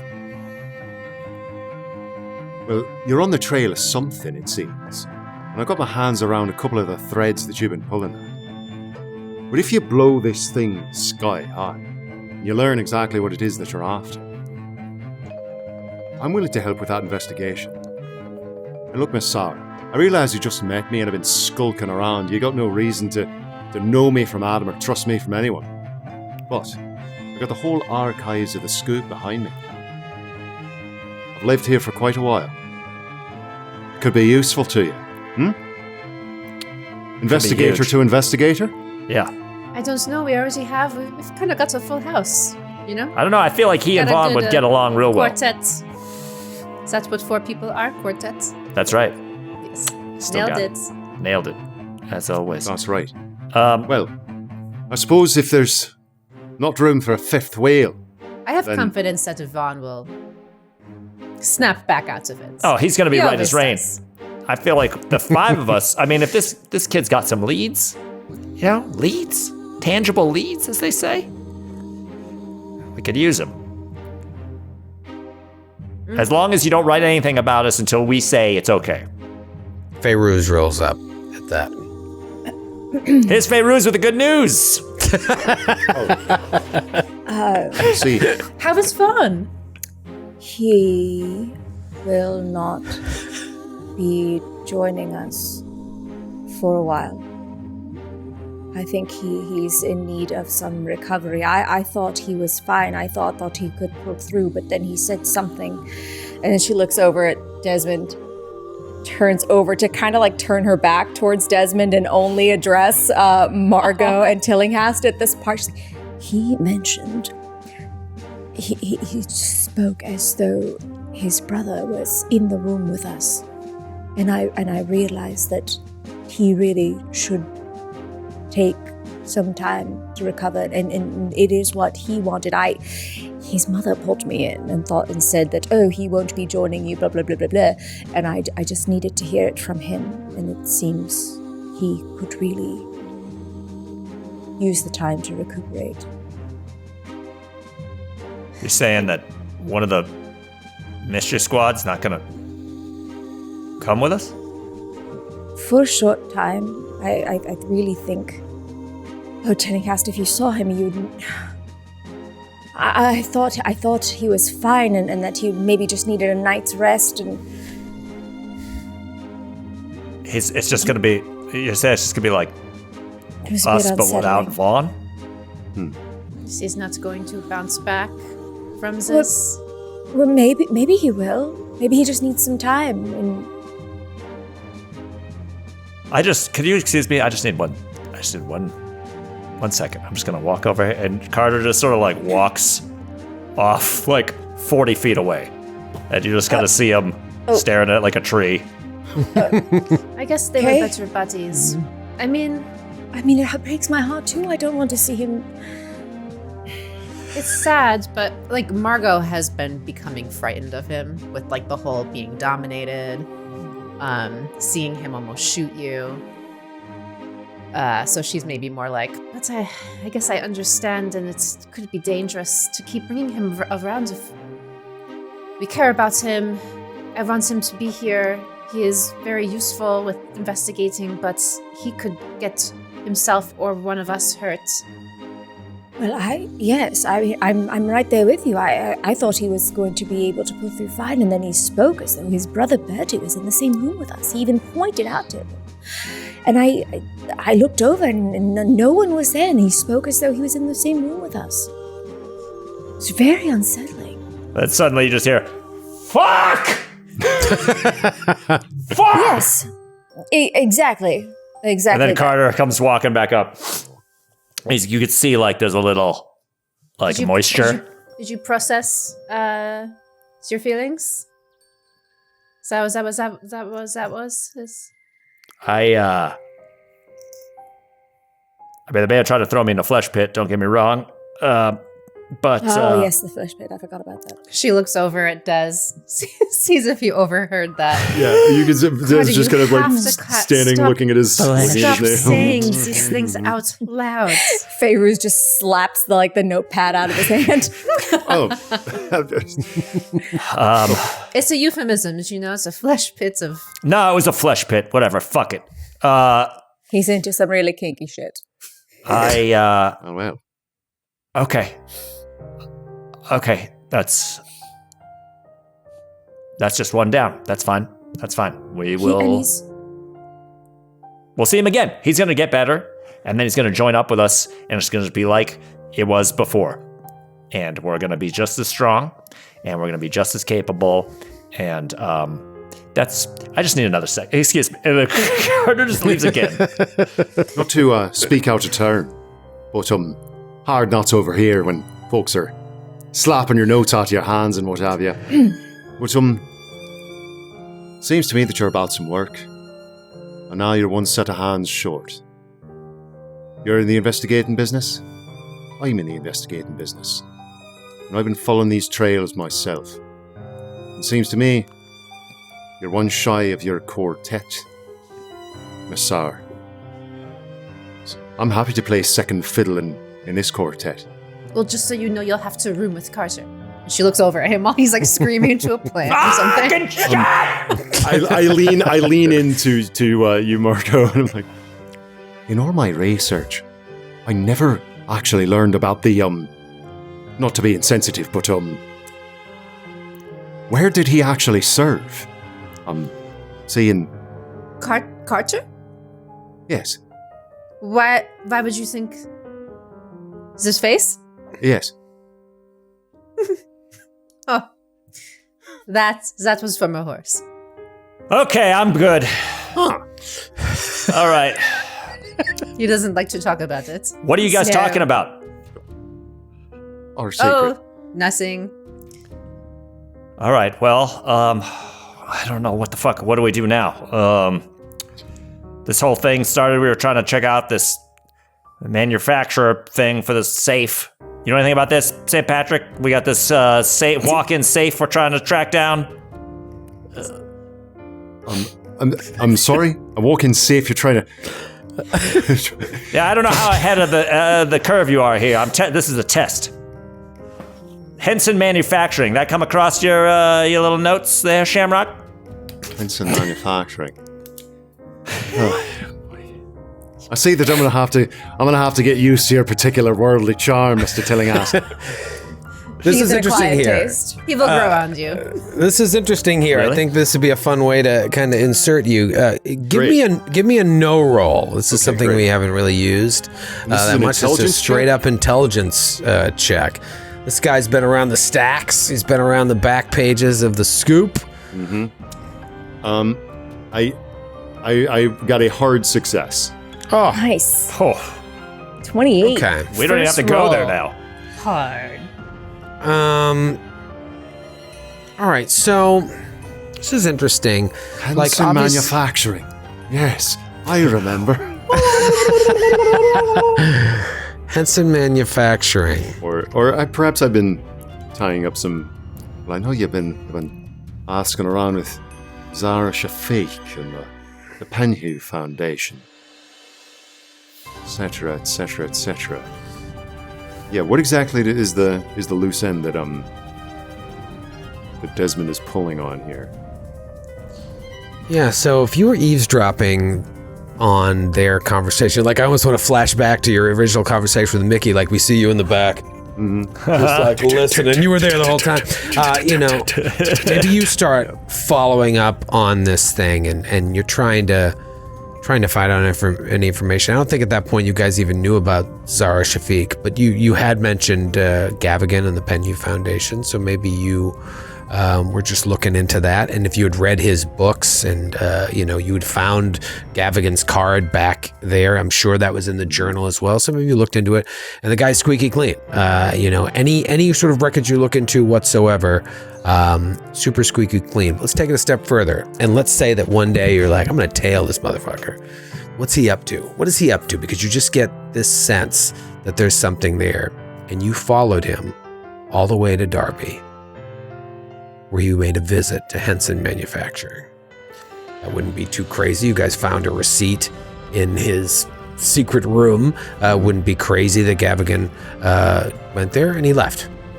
That was it. So you looked into Henson Manufacturing, and you found out that maybe in your research that the business Henson Manufacturing used to be owned by someone named Arthur Henson, and it was sold to Edward Gavigan in 1921. But you tried to look up more information about the sale, maybe the price, and any sort of details about the actual sale itself, and there are no records whatsoever other than the fact that Gavigan purchased it. He purchased the whole manufacturing. He purchased the whole plant, and the business is listed as the manufacture and fabrication of machine parts. And Gavigan owns it, and it appears that Henson took the money and retired. Interesting. And you went looking for information on Henson to see maybe what he's up to. No trace of him anywhere. So he took the money and ran, it seems. And Gavigan bought this manufacturing plant on the outskirts of London, in Derbyshire. And that's all you know. But that's something your new friends here did not know. Okay. You just know that what they knew is, what is it again? There was a receipt for a walk-in safe being built there. Yeah. Okay. Something about Penhew never really sat right with me. Too clean by half. And with all the disappearances going on, the way I interviewed him back with the original story, something didn't sit right with me. Either the fella I interviewed or the fella, his factotum, can't quite remember his name. Did he have an assistant? Such an unforgettable Maybe not. name. Can't remember. Dim. Sometimes memory fails, but this much. I do remember.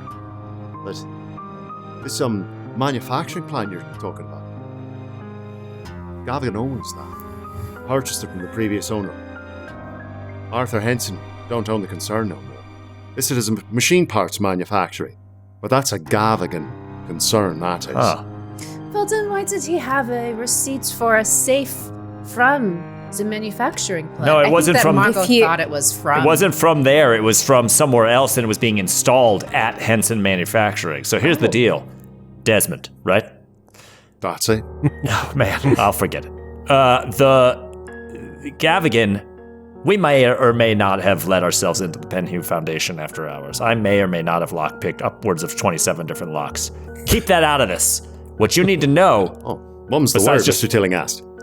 Besides just knowing I got the Tillinghast touch, is that we found a receipt for a walk-in safe that's being installed at Henson Manufacturing. That sounds shady as fuck to me. I don't know about you, but the receipt was in his safe too. He was Yeah, his smaller safe, not the walk-in safe. I also let myself into that. Actually, that was open, but don't put that in either. Anyway, Margot and I had a great time. What was I talking about? What I would like to know, Desmond, what was your last name? Mahoney. Mahoney. What I would like to know, Mr. Mahoney, is how lawful are you when it comes to breaking and entering? Because I think that's going to be a pivotal part of our And have you ever pissed in an office owned by the government? And I was like, up. Well, I suppose the journalists of the more esteemed papers of record go about their business in a gentlemanly fashion. But I don't know if you've read the stories in the scoop, but let's just say that liberties are sometimes taken to chase a story down. And I suppose, yes, sometimes laws can be bent, bribes can be passed around, and a lock, as Mr. Tillinghast has implied, gets the common touch. Not backdoor locks, yes. Yes. All right. Yep, we don't Your backdoor. If you're getting into all that again. Yeah. I think Mr. Tillinghast and I understand what it's like to go around the back door. Okay, all right. We don't need to. We did go into the back door together. That's not. You let me into the back door. That's right. It was both of them. So anyway, that's very progressive of you, Mr. Tillinghast. She's German. She's German.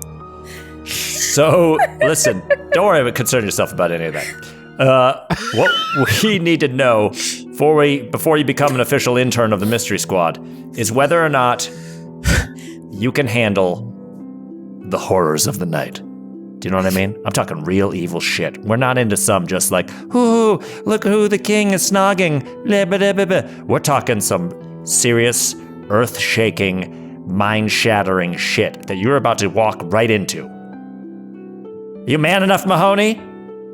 Yeah, what is the weirdest thing you've ever seen? Like, yeah, what's the weirdest shit you've gone through? Yeah. Tell us. Well, you mentioned, to answer your second question before we go into this little interlude, yes, I've pissed in an office. Oh, thank God. All right, well, good. It's in a foreman's office of a shipyard in Belfast. Now we're talking. All right.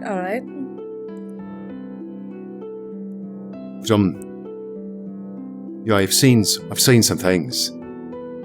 I've seen the lengths and the horrors that people would give themselves over to when things start running out of control.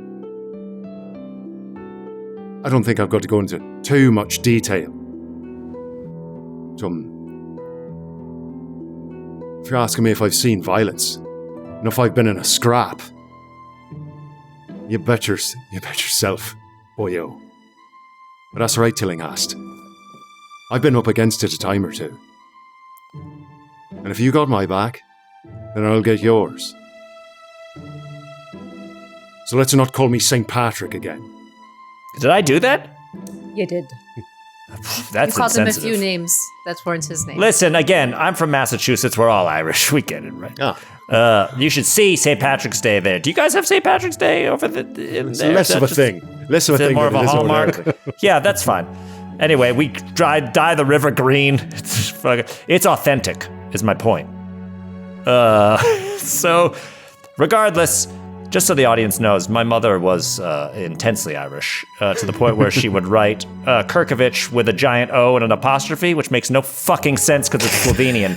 Regardless, I just want that out there from a sensitivity standpoint, just so we're all clear. That's my disclaimer. He had legendary St. Patrick's Day parties, too. She did have some, Troy can, anyway, doesn't matter. My family still has the glasses. There were glasses that also say Kerkovich, because that doesn't make any... That's funny. Yeah. We don't want to get into it. That's from my therapist. So, great. Just might have bought a sign on our high school campus that said Kerkovich Way my senior year. That was after Troy was gone. You didn't see that. Is that Rob? Is that how you actually spell your name? I didn't know that. Nope. Anyway, here we are. Okay, Mahoney, I get it. But things are going to get a little bit more rough than you're used to. Just prepare your brain, Pan. Well, the worst thing about this is we have to get new cards made again. No. He's an intern to the Mystery Squad. He's not earned a right to be on the card. Vaughn stays on that card. People are going to see Vaughn, and they're going to think that he is Vaughn. Why would they think he's Vaughn? He reminds me slightly of Vaughn for some reason. We're just going to have to remind everyone that he is the intern at every introduction. And he'll work his way up. I don't know how it works. It's probably like Boy Scouts. You get a badge or something. This is like working at a scoop all over again. I'll get you a little sash, get some little badges. First time your brain melts, we'll give you a little thing. So, all right, then I think the move is Henson Manufacturing. What do you guys think? I think that's a splendid idea. Yeah, and along the way, we can tell you. Yeah, we can tell you all about Lesser Edale and that whole detour. So some of those gaps filled in, don't I? And yeah, so let's go down 33 episodes. The Henson Manufacturing. I'm very curious to see if they've got a back door. If they do, I want nothing to do with it. No, if there's a back door, Tillinghast will find it and I will respectfully decline the back door. Back door, very smooth. I go right in the front door, as long as it says it's okay. Front door or the back door? It don't matter to Tillinghast. He'll go in any door that's open. That's not. It depends. Listen.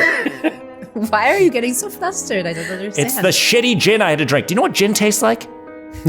Gin's poison. Lovely. It tastes like poison. It tastes like licorice poison, and I hate it. All right, so we're going to Henson Manufacturing. Yeah, we are. However, I think that Margot, you've made it clear. Vaughn has scared you at this point. Doesn't mean you're not close, but you're a little off. Carter, this has affected you. This has affected you in such a way that I'd like to set up just a one last scene here at Eagles Grange, where we see the door to Vaughn's bedroom come library crack open, and you peek your head in, and Vaughn is asleep. Am I by myself? You're by yourself. Yeah, so Carter just kind of walks up, sees him. Fuck. Like, I don't know if I've seen him like this. Like, we've slept in the same room together and stuff. I've, like, thrown a pillow at his sleeping face, but he doesn't look great. His color's all off. He's gaunt. He's got, I mean, not scars, but, like, marks from yeah, battle. and I think for Carter, like, back in Peru, I feel like there was like a moment that they had where Carter confessed to him for the first time. It's just like, I feel kind of shitty about the things that I've done in my life. And so ever since then, Vaughn has just sort of been this presence for him that he always made fun of or always jabbed at or whatever. But this fucking dude went to war, and Carter's just a con man who snaked his way out of whatever. So I think to see him like this and to recognize the impact that he's had on him, he's just sort of looking at him. He's like, fuck, Double V. Man, we need you. But this is for the best, and you're going to come see us again, all right? And Carter just kind of leans over and gives him a little kiss on the forehead. Comes away. He's like, don't tell anybody about that. And then as maybe you turn away, he just rolls over in his sleep, and you hear him murmur, Oberon? And then he just kind of like pats his head one last time and then looks, and he sees I feel like even though this is like loaned out and now as a bedroom, but maybe there's a photograph of Vaughn. I don't know if it's like from the art, if he's in his uniform, or it's just like post or pre or whatever. There's a framed photo of Vaughn, and then Carter sort of looks at it for a second, and then we just cut to outside the bedroom, and Carter has finished tearing out his face from the picture and has opened up the locket that he has that has a picture of Carter's face pre-accident and the other face of Carter with the mask on, and he takes the pre-accident picture out and he just flicks it to the side and he puts Vaughn's face in there. Oh my God. Closes the locket and like gently closes the door and walks out, and then he just goes, "Mystery Squad for life," and then walks out. Oh, this is amazing. Awesome. And you get into a waiting car. Yeah, and just as he's getting in the car, Margot's there. He's like, "Do I really grow on people?" Yes, like, moss on a wet tree. That's still growing, though, right? That's still... like a fungus. It's flourishing. Or like a musky smell in a house. I'm not talking to you.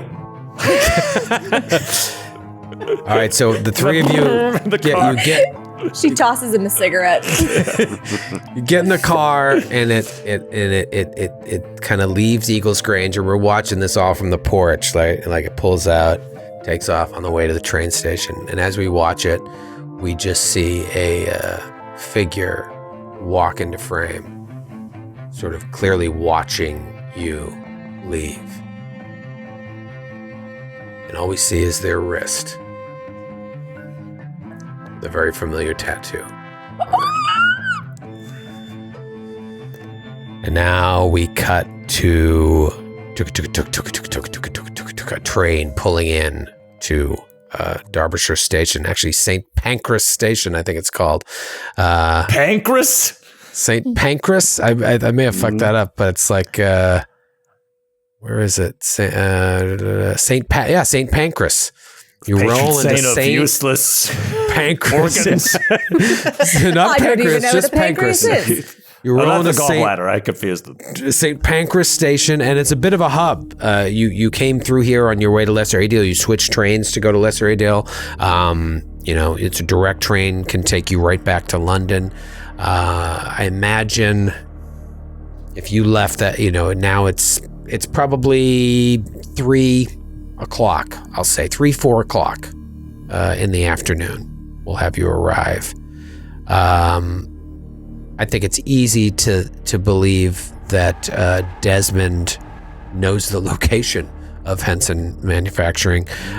Give you a little bit of information about Derby. It's situated in what's known as the Midlands, on the banks of the River Derwent, for our people who enjoy factual geography. It's a large town with a population of around 130,000, one of the birthplaces of the Industrial Revolution.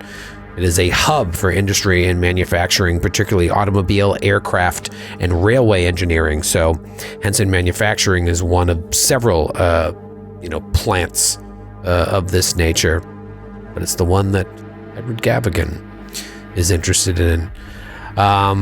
There are hotels, plenty of hotels in the area. I would imagine you'd want to spend the night. I don't know what your plans are, but it's 3 o'clock now. Tell me what you want to do. Rob Kerkovich is freaking out that Vaughn's not with us. I just need that. I just need a moment. It's just hard. It's just hard to like. It's just hard to picture like Troy describing the four of us coming up to this thing, and I just got to mentally.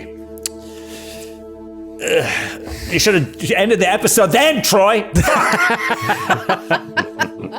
Okay, I'm good. I'm sorry. Let's go. Yeah.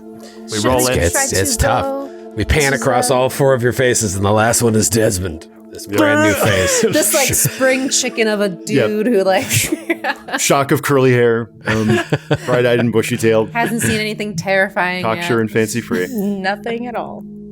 Should we go to the manufacturing and see if they're open? If we can go in first? Just 3 p.m. and maybe they close soon. Do you want to do the thing where we try to enter the place and ask some questions, or should we go straight to afterwards and breaking and entering? No, I think there was a great idea. We should know over breaking and entering. Right? Yeah, we got to case it.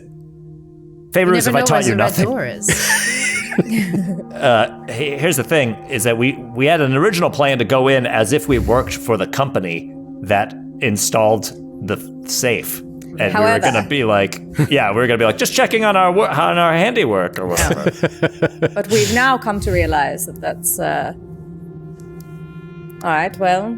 Oh, wait, because... No, because it's not like Gavian owns the company that made the safe. We just found the receipt for the company that made the safe and installed it into his manufacturing place. Right. Right. Well. So we case the joint, and I promise I will not fuck off and climb some fences and... Listen, you do you, baby. Whatever comes to your mind. I mean, if there's anything we've learned now, we just got to stick true to who we are, right? It's worked out for us thus far. Yeah. I think that maybe two people should try to approach the plant, and then maybe two people watch from afar, just because, like Desmond said, we are very noticeable bunch.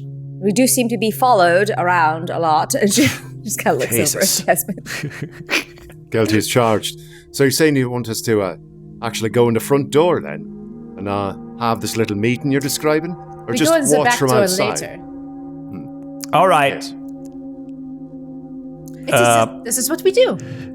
Yeah, okay. So listen, I volunteer myself, along with whoever wants to come with me, to be a representative of Ernest Whitfield and Company from Birmingham. Obviously, I don't have a Birminghamian accent, but I suppose as the only native of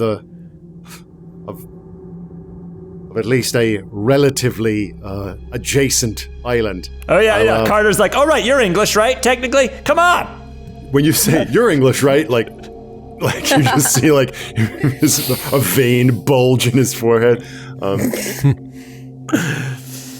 that's right. I forgot. You guys love English people. Yeah, you want to come in with me? Not precisely that Tillen asked, and also not from Birmingham, but it takes all kinds. Are you just a backdoor man, or are you good at doing the talking as well? I can do everything, pal. That's my thing. That's what I bring to this squad. Well, all right. Seems that you're the face, then. Lead on. Well, we'll give him the business. Margot. And you watch. Margot, why don't we try to see if anybody is watching us, or if we're being followed, and we can kind of lay low in one spot and make ourselves unseen. Yes. So as not to attract any more attention.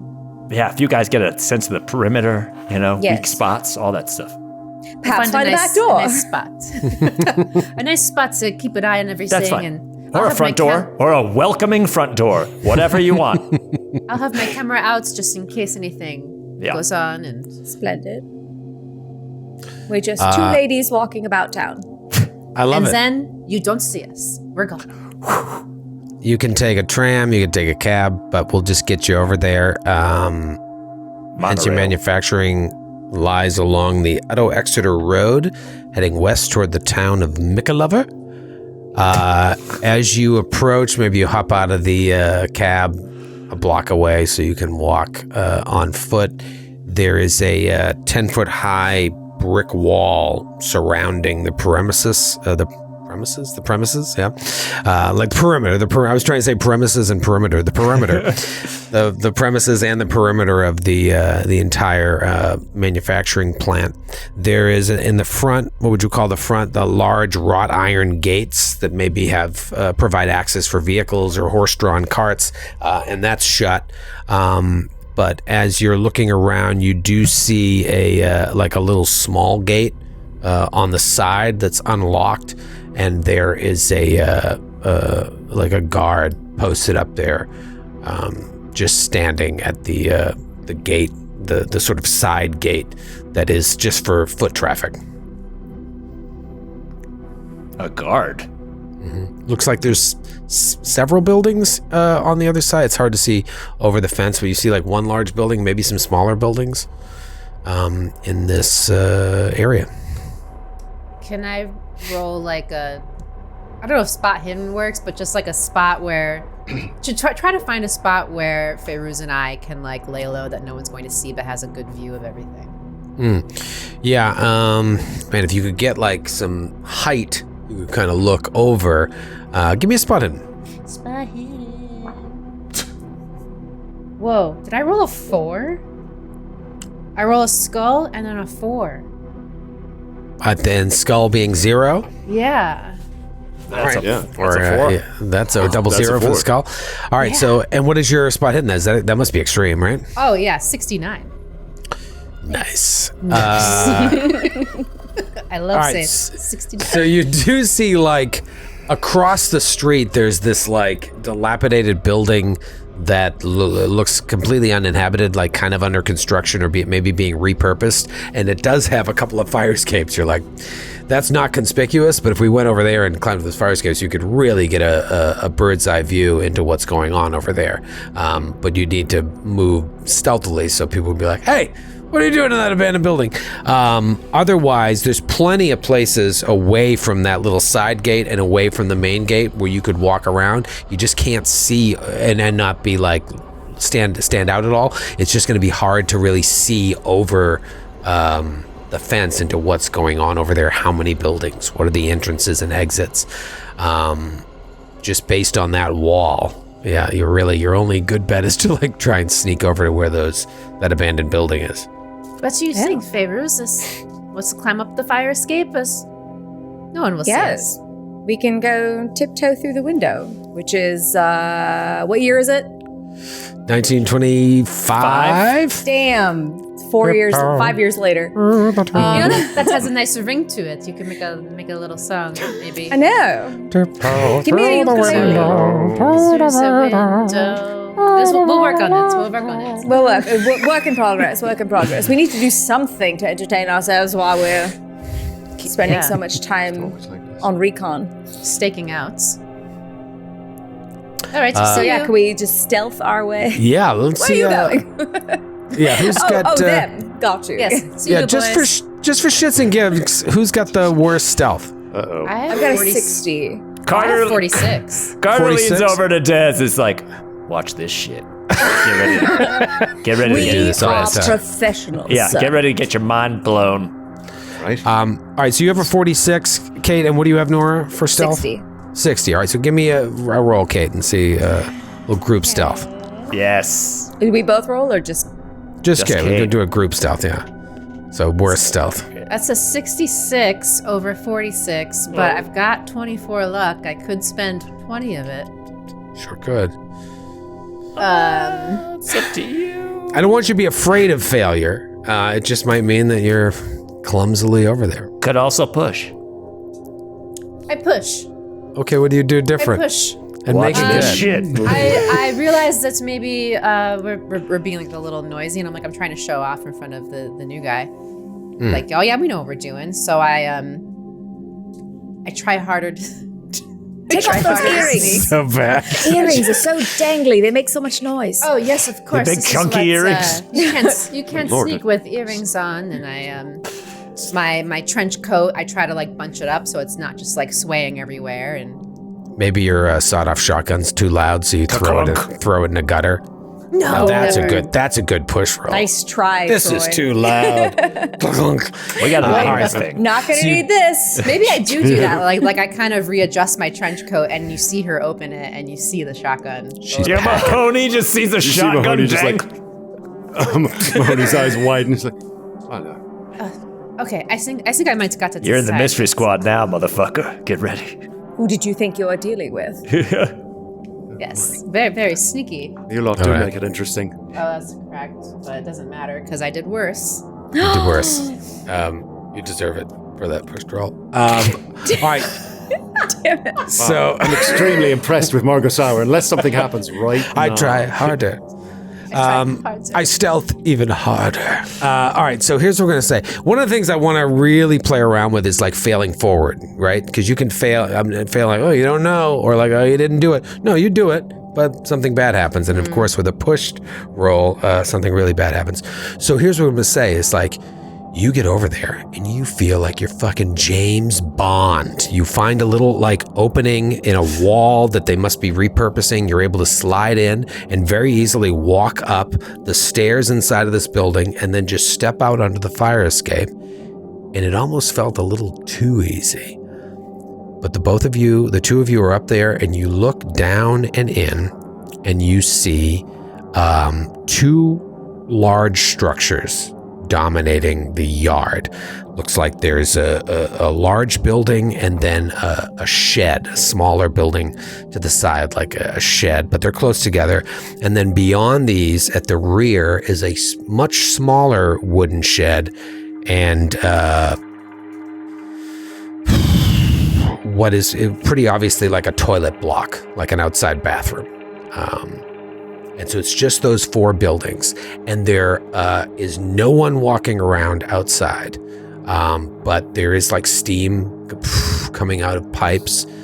There are lights on. You can't really see. There's no the windows are all covered, but you can see that there's stuff going on in there, but you don't see anybody walking around except the one guard at this side gate. That was easy. Look at us. We can see everything. Yes, if only there was a way to tell them there was only one God. And Desmond and Carter, what are you doing? I'm just like, see that? See how well they did that? That's why we let them vote now, because they are capable. Wow. They are capable of so much. Do you know what I mean? That's why they got it. That's why, they earned it, you know? It's a new world. It's a new world, Dylan, yeah. Women can sneak around just as much as men can, and he's just like wearing giving like pants, big, no less. giving big thumbs ups to them. All right, quiet and smooth as quicksilver. All right, wow. Yeah, let's get in. Let's walk into this. Let's just go right through the front door. The front door. You have a cover story planned, or taken off your lead? Yeah, this is what we were sort of talking about. Is that we are representatives of Ernest Whitfield and Company, Birmingham. Right. And the receipt said that this thing was installed 3 years ago, but we'll just say that we're on an annual checkup, and then we can act like, oh, did they not come a year ago? That's on fucking us. And then we want to get a sense of where this thing is and why it even exists in a manufacturing plant. Too right. You ready, rookie? Ready as I will ever be. Here we go. All right. All right. This so is you the walk experience that interns get paid in, I suppose. There's this sour-looking guy standing there, and as you approach, he stands up and kind of puts his body in the walkway. He's like, he's not. I forgot we're in England. He can't be like, hey, sorry guys, can't come over here. No, we can't. It's the same guy from the prison. She's so sorry. Can I help you? Hi, Biggins. Yes, I'm a representative of Ernest Whitfield and Company. We installed a large safe on your premises about 3 years ago. We're doing one of our annual checkups to make sure everything's tip-top in terms of, what have you, like joints and other mechanical intricacies. It's all very technical that's inside this walk-in safe right now. He's like, he leans over into like a little box and pulls out a clipboard with some papers, and he's like, I don't have any appointments for Whitfield. Did they not put through an appointment for us? God damn it, they did it again. Isn't that just the way with the Home Office? You know how it is. Big wigs up there on the top floor never know how to back up a little guy trying to do his job, what? Carter's just sort of like, yeah. Like, just sort of good. Taking this guy in, like, all right. Look, I'm going to level with you, since certainly the boss is what sent us out here. Certainly didn't. Some of these safes, see, have been made over the past 3 years with a design flaw. If we don't find this, then this thing's pregnable as all get out. Now you know from me that if someone breaks into this thing, it's not going to be themselves that they're going to blame. It's going to be the likes of us. So you just let us in, and we can circle back and let them know what a grand job you did keeping the place tight as a drum. Both of you give me a fast talk roll. Oh shit! That was good. This is not the fastest talk I've ever heard. You don't think it's more of a charm? Well, that was a failure, but this is my first outing. I've got to make it. I feel like this is the moments that pushes are made for. All right, so let me find out. Carter, did you beef it? My fast talk is a fucking 5. So no, I didn't get it. Really? That's what mine is. I got to persuade and charm. That's what Tillinghast is all about. Fast talk my ass. All right, so fine. Well, the new guy, he kind of jumped in there and took over. What tactic how would you change this to like really to merit a pushed roll? From seeing him be all skeptical. It's tricky. It's always a tough question. Vaughn was the fast talker. Shit. I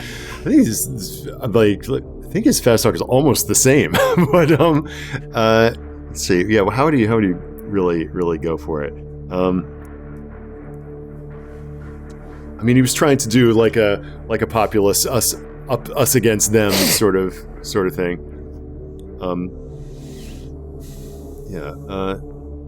Let's see. What is? Maybe he'll. And a reporter would normally get into this sort of thing by trying to charm their way in. Yeah, maybe the guy's like, listen, I don't have any appointments here, and Mr. Marshall's already gone for the day, so you'd have to have an appointment to come in here. So I'm really sorry, I can't let you in. That's what I'm telling you. Is we got an appointment, see? So I don't have anything written down here. It's the thing. See, here's the problem. There's been a communication breakdown. Now, evidently. That's right. See, not your fault, not our fault. Someone in between. Okay. So, we're gonna go in there, have a word with them, save the bacon of this whole operation by pointing out the design flaw in this little safe of yours. And what was your name? My name, Witherstone, Mr. Witherstone, and what were your names? Miles O'Connor. Stephen Petrie. Stephen Petrie. How do you spell that? Like it sounds. Stephen is with the PH. An H. Yeah, I wouldn't have thought an H. All right, Petrie. No, PH. This is a long shot. This is almost me trying to like do a Blades in the Dark-esque flashback at this moment. Right. Could I just be like, why don't you call my boss at Hamster Manufacturing? And I'd give him the number of the scoop. That's a good push roll. And hoping against hope that this sort of thing happens all the time, and that when my uncle answers the phone, he's going to back up whatever story he hears on the other side. All right, so that's a phenomenal push roll. Yes. All right, so give me the push roll and see what happens. Here we go. Success. Oh my god. Regular success. So he's like, I'm really the boss isn't here. I can't let anybody. I'm happy to call though. Everything. Hold on. What's the number again? And he calls it. And I'll even jot it down for him. Right here. You can tell the operator that's the number you're looking for. I'm Birmingham based, of course, but there's a London office. Who am I asking for? Well, you'll be asking for Mr. Mahoney. Mr. Mahoney. All right, hold on. Or actually, it would be. I think in situations like this, maybe there's a cover name that precedes all this stuff. So be Mr. Bryson. Mr. Bryson. All right, hold on. It's ringing.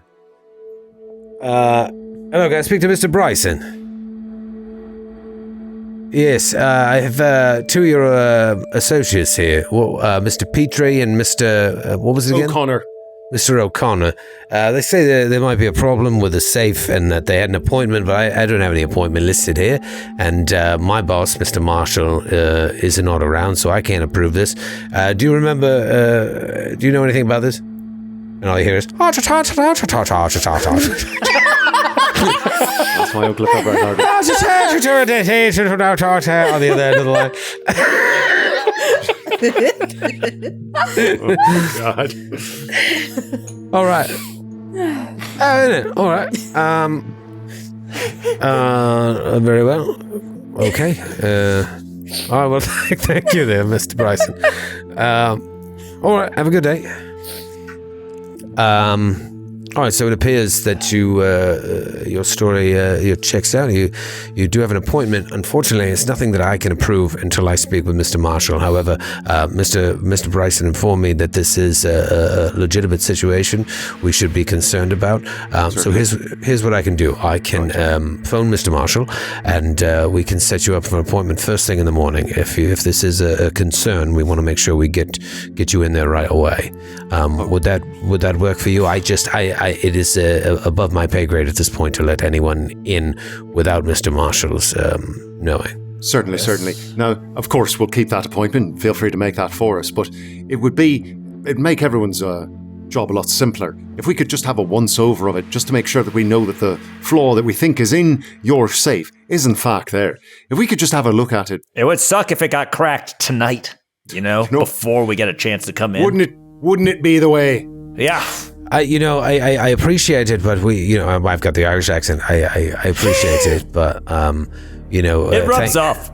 Thankfully, we have 2 night watchmen that cover the premises at night, which is information that anyone who is thinking about breaking in would probably really want to know. There are 2 night watchmen. Front and back door?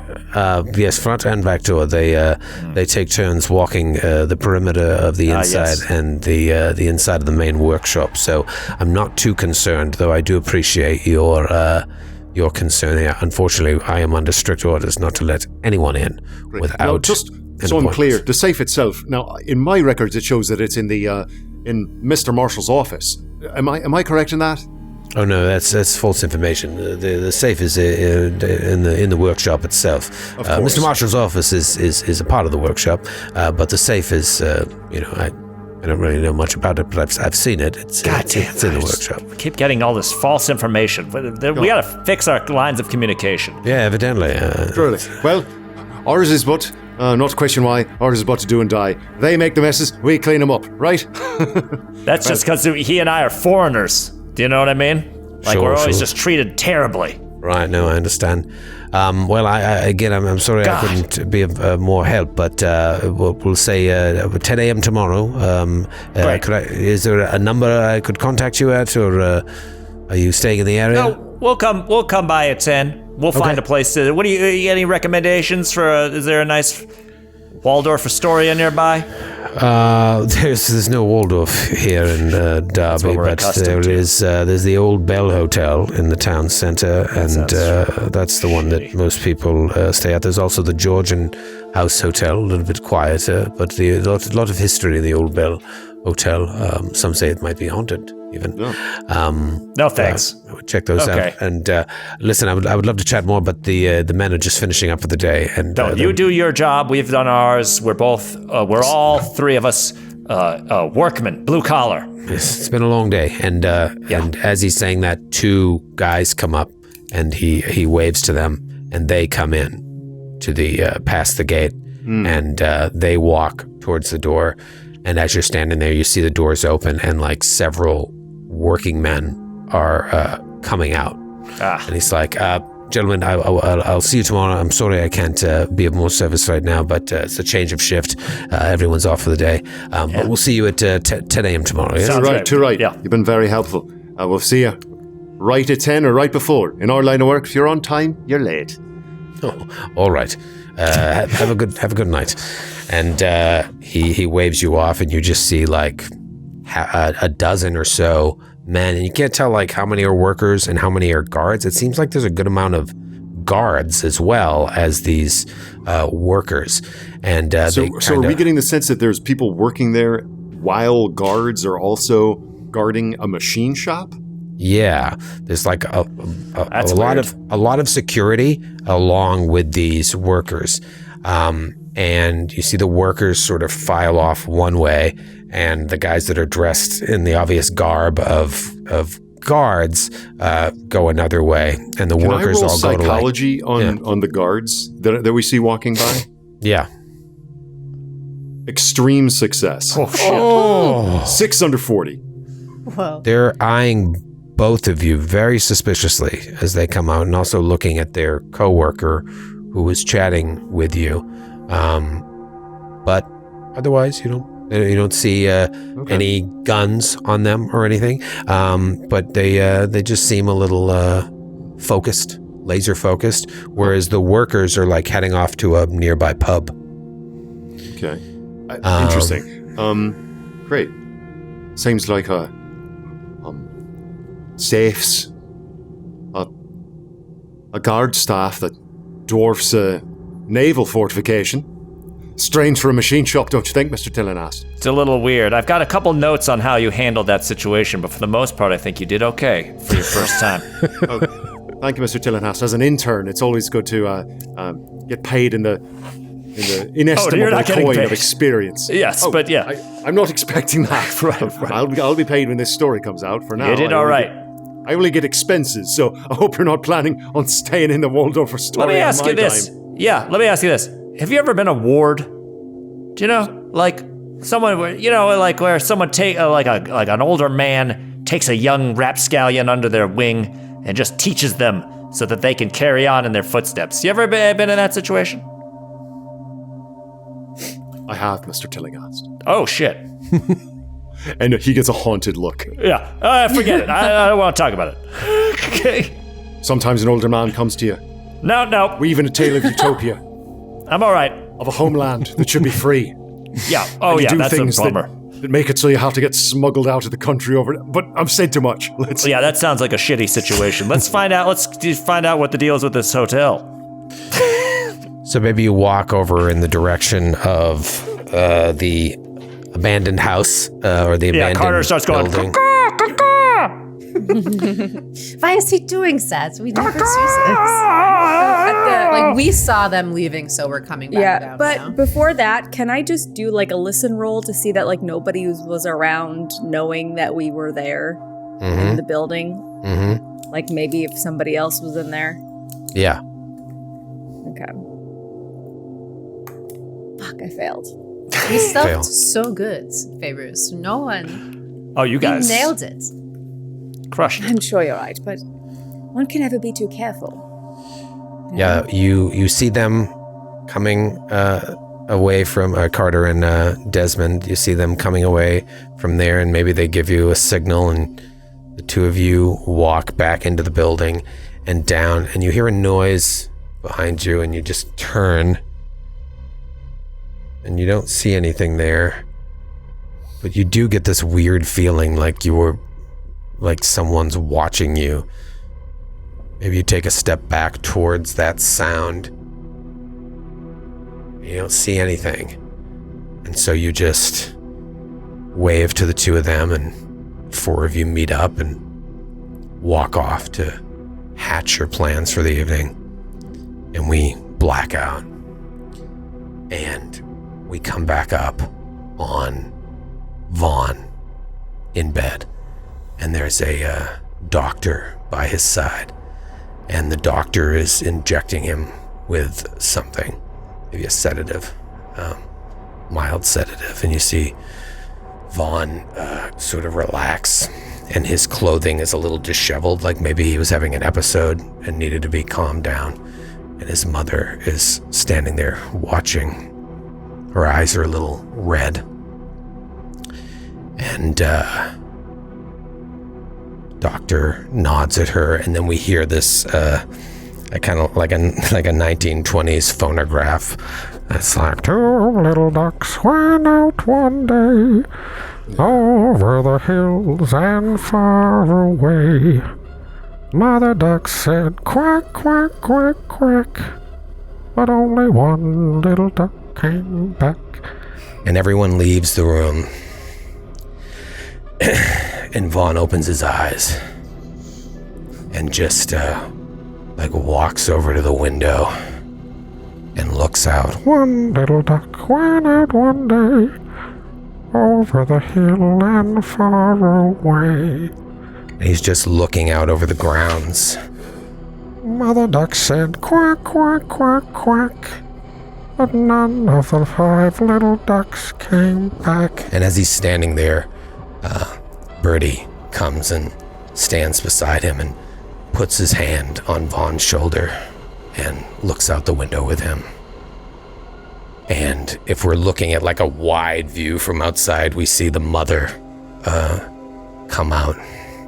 Maybe look up in the direction of the window, but can't see Vaughn. It just looks over at the grounds. Sad mother duck went out one day over the hill and far away.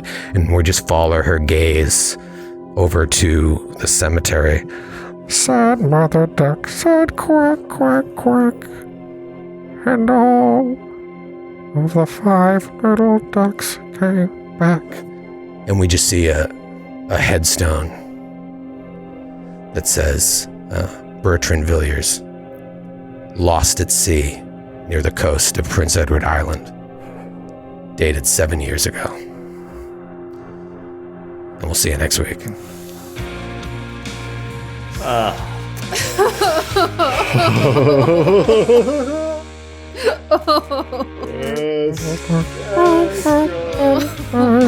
So sad.